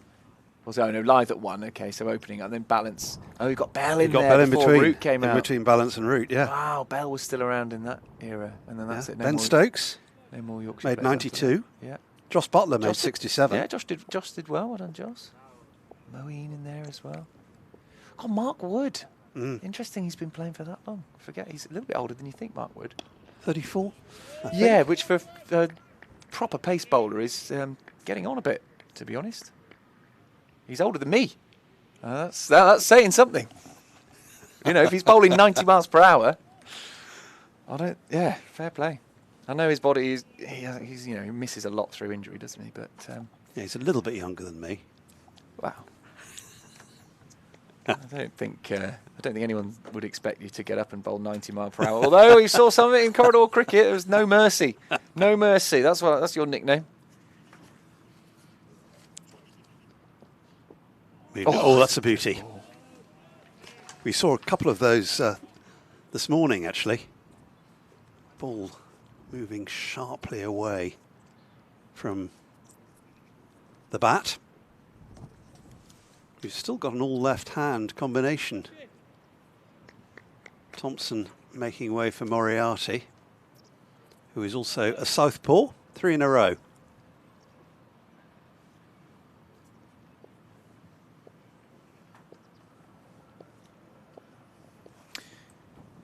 Davey in again, final ball of his over. And it's nicely played by Moriarty. Right, I'm going to make way for Harry to come back in for a bit. I'll hopefully rejoin you later on. Indeed, thanks Charlie. Lost the sunshine for the moment, but I expect it will return. There's no threat of rain that I can see. I haven't got 360 degrees view from here. We're looking in a largely northerly direction, and the rain tends to come from the west, but it looks reasonably clear in that direction at the moment. Still a good crowd in, still optimistic of plenty more play, making the most of the last hour of the penultimate home game of the season. A well spread crowd from the Hildreth stand all the way round to Gimlet's Hill. Plenty of room to spread out and have a few seats. You can see Chris Rue at the bottom of the Ondarchie stand. Meanwhile, Jack Leach is going to continue doing Ebenezer Scrooge proud at the moment. Jack Leach. Ebenezer Scrooge at the start rather than at the end. Indeed. Yeah, before he Not got warned off. Yeah. Right then. A slip, a leg slip, a short leg, a deep square leg. Hand in pockets, keeping warm out there is Tom Lammerby. Don't blame him. And he's down the wicket. Adam Lyve's gone big. That is going to be 1 bounce 4. Not miles away from Tom Lammerby, actually. In front of square. He's going to have a bit of fun now. Well, we did wonder whether Adam Lythe would change gear when Thompson was dismissed. The thing is, though, is they're not going to get past the follow-on total. So actually, him scoring runs doesn't really mean anything. Yorkshire aren't going to get a first batting bonus point. You wouldn't have thought there's time for them to get 120 more runs in this 4th day. I don't think we're going to see the 31 overs remaining. That's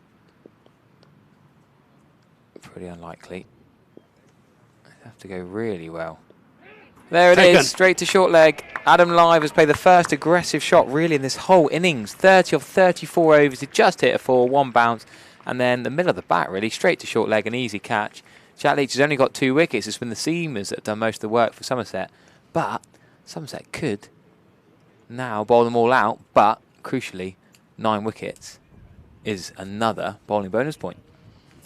It will go up on that scoreboard very shortly when it updates with the wicket, and that is all bar 1 of the available bonus points at the start of the match that Somerset have secured.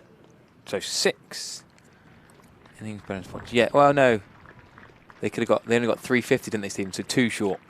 Oh, 450 they could have got. Yep. Yeah, 6 out of 8. Yep. They did well to get to 350. A bit of aggression Yes, that from would have Abel been, towards the that end. would have been so last season, but not yes, this. They change it each year, don't they? I'm not quite sure about that from Adam Lythe, because now there's a risk that they might enforce the follow-on, might be more trouble for Yorkshire in the second innings, whereas if he just carried on batting, he might have sealed the draw. Somerset might have shook hands in the next half an hour or so. Just batted out time. But will Somerset be happy with the full bonus points, or will they want to go and have a go at the Yorkshire in the second innings? I don't know. Well, there's no reason not to have another go. That's the only way that there could conceivably be a result, is to make Yorkshire follow on. It's very unlikely that we'll get a result, but That's the only way to get there. Yeah, indeed. Finn Hill carrying the drinks for Somerset. We've seen different men on 12th duty today, from Sean Dixon to Finn Hill. Yeah, so we got Ten and Jack in. Jack White, literally Ten and Jack. I like that. Very good. You wanted that, didn't you? Was that deliberate or no? No, not deliberate. Entirely accidental. Oh, very good, Stephen. I thought you were setting me up for that. Ten and Curtly Jack White.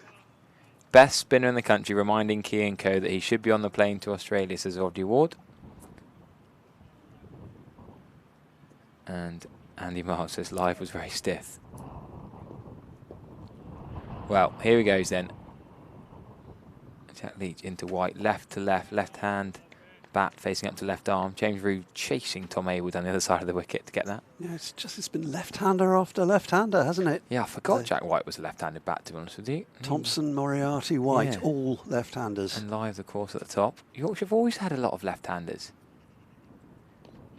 Oh, could that be a catch by Tom Kerner? Cam or a leg slip? I don't think that was bad. I think it was pad. Yeah, I go back to my university days up at Yorkshire. My sports journalism career was up at Huddersfield University. And I used to go to Headingley, and they had Gale, Balance, Live, Lees. That was 4 of their top 5 were left-handed. Root would have been the exception. Or potentially an overseas when Root wasn't there. I've always had a lot of left-handers. Lees obviously at Durham now. Quicker, flatter from Leach. Well played by Curtly Jack White.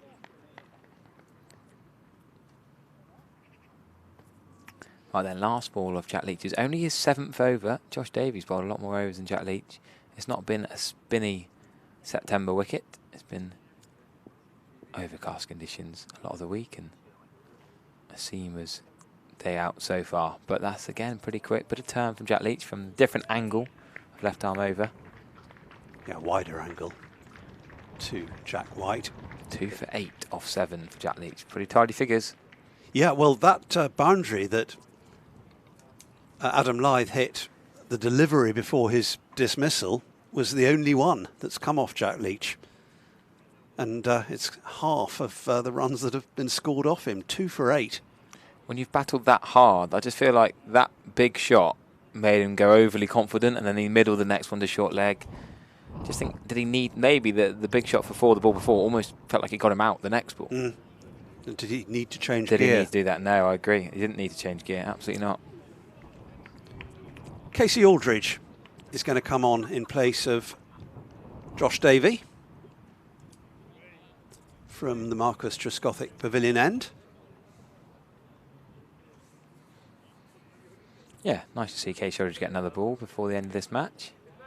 Only bowled 2 overs. 2 overs, 1 maiden for 2 runs.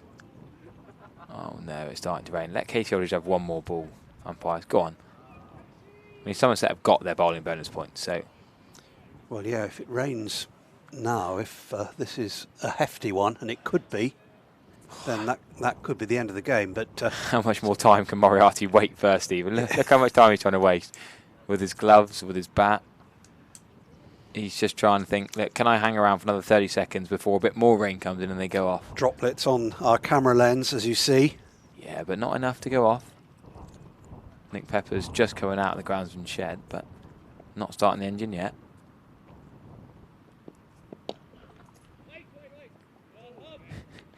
I think that might have been 4 if that was Adam Live on strike. That's a juicy full toss outside off stump. A nice loosener from Casey Aldridge. He's loosening up as he walks back to his mark. Lewis Gregory's giggling. He'll be pretty chuffed to have got away with that. To be honest with you, sometimes the tail ender doesn't want a full toss. It's a surprise. Their eyes can light up and inside edge. You'll get it wrong.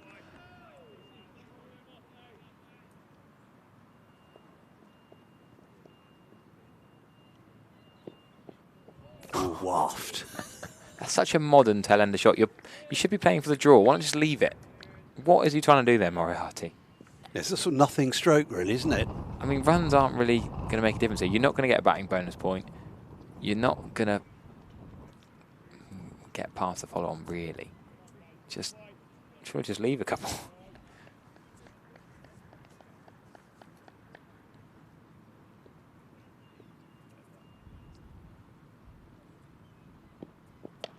That's better.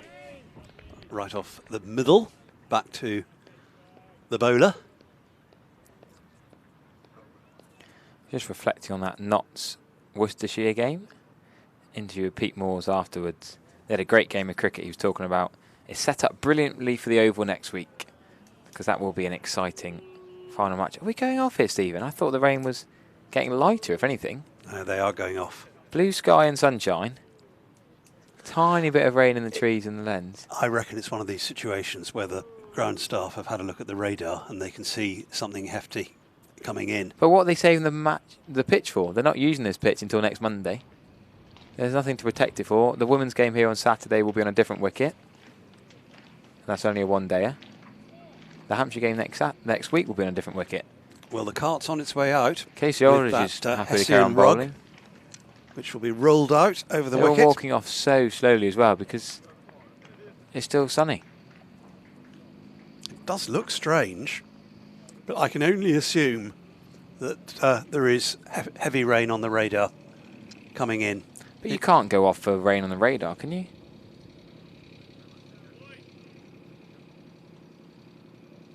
Well, there may not be anything in writing about that, but the umpires are putting their sunglasses on. I can't think of any other explanation. The batters, of course, are already inside, but the Somerset players are all still on the field. Just not doing the county game any favours, these umpires taking them off when tiny little wisps of rain. I mean, you do sometimes get rain with sunshine at the same time. I don't know whether... Nick Pepper's now saying he's not going to roll them out on. Fair enough. Nick Pepper and the ground staff are making a bit of a stand. Yep. Fair play. The umpire's now told them to stop. I've just seen the hand out. They're going to walk back out. Hey! The ironic cheers. The batters will have started unpadding, though. Will they get funny now? Because the fielders are back. The umpires are back. Will the batters have unpadded? I bet they'll be sat on the toilet. Or they make an excuse now. How long until they have to be ready to go again? Because the fielders and the bowler and the umpires are out there. It's a sort of subplot that's developed here. It did look odd they're going off with the sun up. We did see evidence of rain for a short time, but it doesn't look as though there's any at the moment. I mean, I've been talking to Yorkshire members and Yorkshire fans who've come down here across the week, and they would rather see cricket played. I know the Yorkshire players are trying to get in the dressing room, and for them they think it's a better situation to not play cricket, but the Yorkshire fans have come, they want to see some cricket. They're not going to lose this game. Very, very unlikely. It's going to be a draw, but the Yorkshire fans want to see some cricket. The Yorkshire batters owe it to their travelling fans who have paid a fortune to come down here for 4 days, accommodation, travel and tickets. They want to watch some cricket. And they're going to see some more, because that cover is being wheeled off, and the ground staff are following it. Taunton Dean mates Nick Pepper and Jack Leach having a bit of a chat. Bales are back on. The batters are nowhere to be seen. Johnny Bairstow's pacing around outside. Is he telling his batters to stay inside? I don't quite understand. The umpires are ready, the fielders are ready. What happens now? Do they say something? How do they enforce that the batters come back out? Johnny Bairstow's just... Newell was just saying something into his radio there. And that may have been to do with... That's the match referee saying, get the batters out here, hurry up. I would think that's likely. There's absolutely no sign. Just emerging now. Walking down that There's a lot staircase. of gamesmanship going on here. I mean, if you're a Yorkshire fan, it's disappointing. It's easy for the YouTube chat Yorkshire fans from home to say, all Yorkshire fans go off, secure the draw. But the Yorkshire fans here want cricket. They like their cricket. They want to watch cricket. They want to watch their players bat. That took 4 minutes for them to go off and come back out, and it's probably going to be another minute by the time they take their guard. Yes, I wouldn't say that their gait is an enthusiastic one. But back out there they come.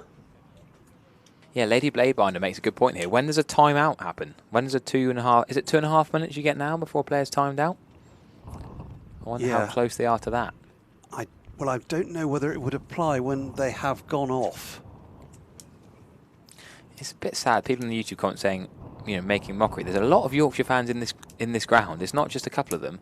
There are a lot of Yorkshire fans around the ground, proudly with their Yorkshire hats and tops. Well, here we go. He's going to take guard again. This guard he took 5 minutes ago. Yeah, leg stump guard. You can tell from up here because we're in such a good position. Good point, Steve. Right in line. Did he give it correctly? Yep. Right, here he is. Casey Rogers is going to bowl. Into Moriarty. Down down the leg side, so no need to get involved with that one. Good point here. The sun's glinting off the batters' helmets as they walk back on. Yeah, dazzling them. Casey Aldridge does get to finish his third over. A bit of a slow hand clap from the supporters still here. Can he finish it with a wicket? He's got 2 more opportunities.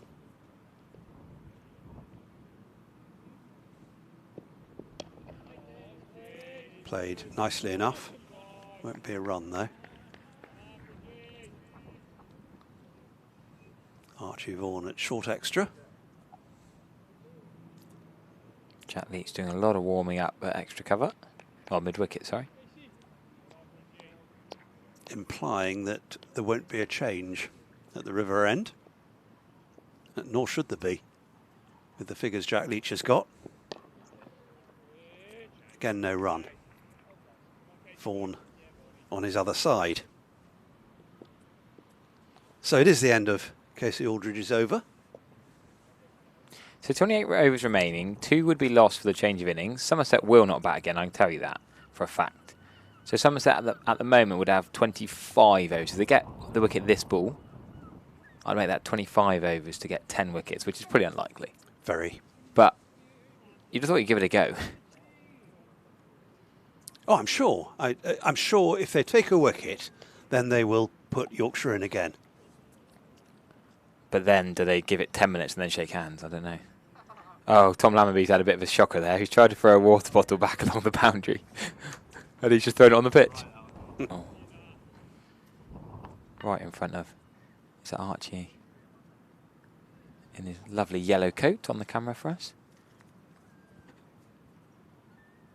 Is that Neil Shillerby with his yellow coat?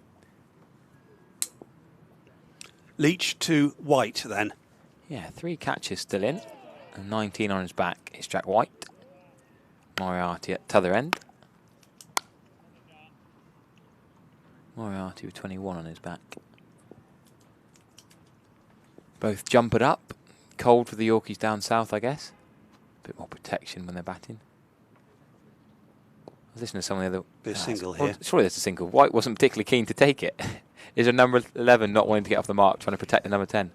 He does eventually. The strolliest of strolls. What? Tom Lammonby's throw is not taken well by James Rue. Josh Davey backs up very professionally. It's that time of day where it's all in sort of slow motion. You think, actually, there could be no one backing that up, but Josh Davey does well.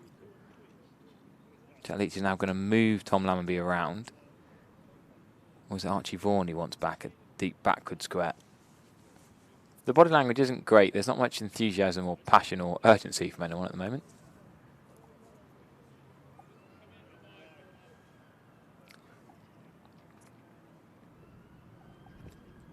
Well, they do know, don't they, as Leach finally does bowl.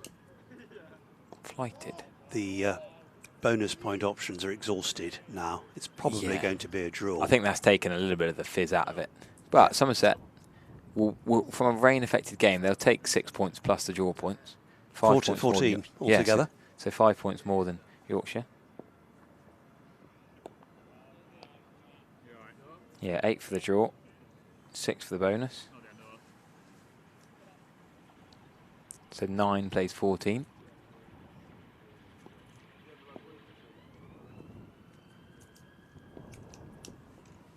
Mind you, Stephen, it only took an hour for Somerset to take those wickets against Surrey in that incredible game. How many wickets did they take in that final hour? It was Ben Folkes and Jason Roy, wasn't it? Yeah. How many in that final hour? When they were about to shake hands? I think it was at least 7.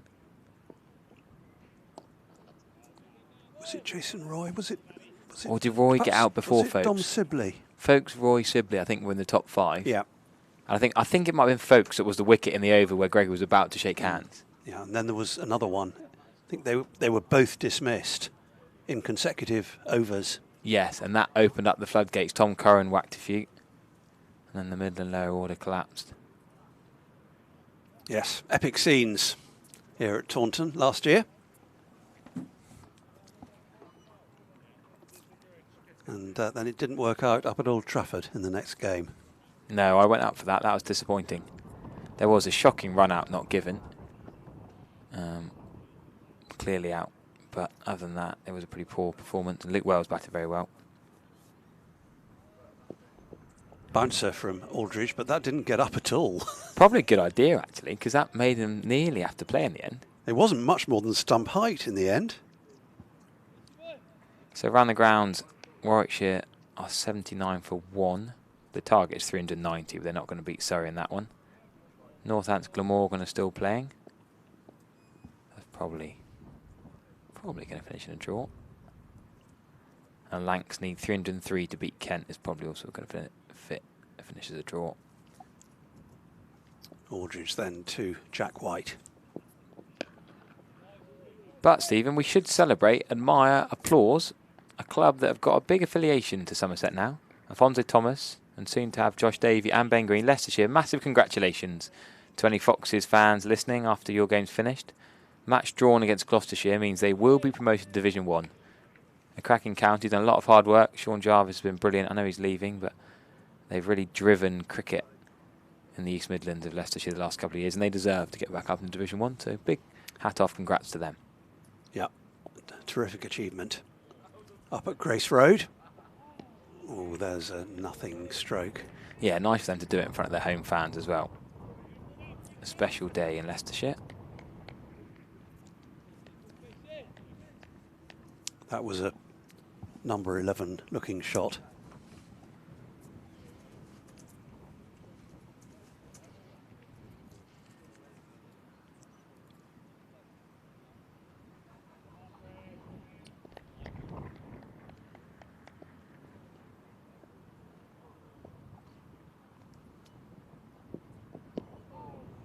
Just thinking back to that Surrey game, actually. Maybe it wasn't Jason Roy. Maybe it was... I'm sure it was Folkes' dismissal that kick-started Ben it. Folkes was one of them. I don't think it was Jason Roy. Yes, there you go. I found the scorecard. 95 for 4. That was the key over. Yeah. 95 for 4. Geddes, Patel and Burns were early wickets. Not really relevant to the final hour we were talking about. Folkes and Sibley fell. That was the one. From 95 for 3 became 96 for 5. And then 96 for 6 because Shakib Al Hassan failed again. So actually, that was the big 3 wickets. Folkes, Sibley and Shakib all in quick succession. Tom Curran only getting 5 in the second innings, and the rest were all ducks. Incredible, incredible game of cricket. Here's Aldridge again. Got the whole bat onto that one. Moriarty.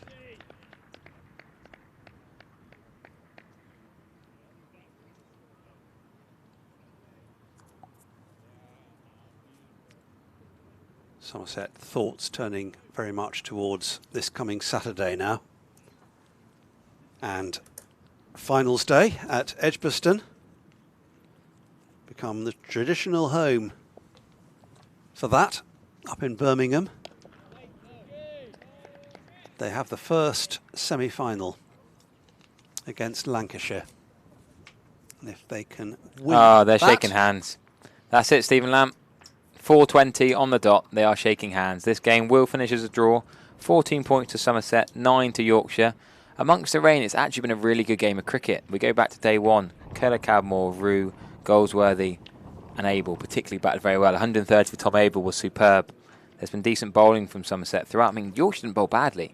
Yorkshire bowled particularly well at Abel and Goldsworthy, who had to work hard for their runs. It's been a really good game of cricket, but sadly there hasn't been enough daylight or rain, and the umpire's opinion has affected and lost quite a few overs over the 4 days. But with 26 overs remaining, it'll be only 24, 23 with a wicket taken to get into the 10 wickets of the follow-on. They decided to shake hands. Well, it felt, didn't it? Once that final bonus point had been achieved with the fall of the 9th wicket, you could really tell the body language changed, rather. Yeah. And it was a case of going through the motions. There was no real possibility that Somerset were going to go through Yorkshire again in the time available. The most one-sided draw ever, says Gordon Avery. Well, yeah. I mean, Lewis Gregg was quick to shake hands. They got finals day on Saturday. I guess realistically they weren't going to get 11 wickets. 11 wickets in 25 or 26 overs. Well, it'd actually be 24, wouldn't it? So Jack Leach finishes with 2 for 9 from 8 overs, 3 of them maidens. Neat and tidy figures they are indeed. Also wickets, 3 of them for Josh Davey, 3 for 34 from 11. As players head into the Andy Caddick Pavilion. Handshakes all round. Johnny Bairstow is out there at the forefront with the other Yorkshire players. Lewis Gregory 2 for 24. Casey Aldridge couldn't pick up that wicket. At the end, 0 for 2 from his 4. Then Ben Green 2 for 37 from 6. Jack Leach I mentioned, and Archie Vaughan just the 3 overs for 18 runs. There's the summary. That innings by Abel, certainly one of the highlights. Always a pleasure to watch Tom Abel, as was Tom Kohler-Cadmore, that 74, which set things up nicely. Half centuries for Lewis Goldsworthy, James Rue, and then Yorkshire, Jordan Thompson finishing up as top scorer after coming in at number 9. That provided plenty of entertainment for a short while. 57 from just 48 deliveries. 30 from Adam Lythe, the anchor roll, and then 10, the next highest score for Finley Bean. And those wickets I've just taken you through, pretty evenly shared between those 4 Somerset bowlers.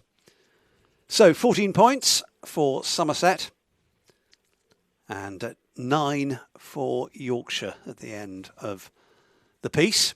Match drawn, and it'll be Taunton again after finals day. We have Hampshire here to look forward to. And that is going to be just about it from us. Thanks, Harry, and thanks, Charlie Taylor, for your company over the last couple of days. And indeed to Pete Trigo, who was here for the first couple. Indeed, if you're listening in the ground, make sure to turn your earpiece off, save that battery for next week, and travel safely up to Finals Day on Saturday, Somerset fans. Indeed, and from Harry and from me, in the meantime, a very good evening to you.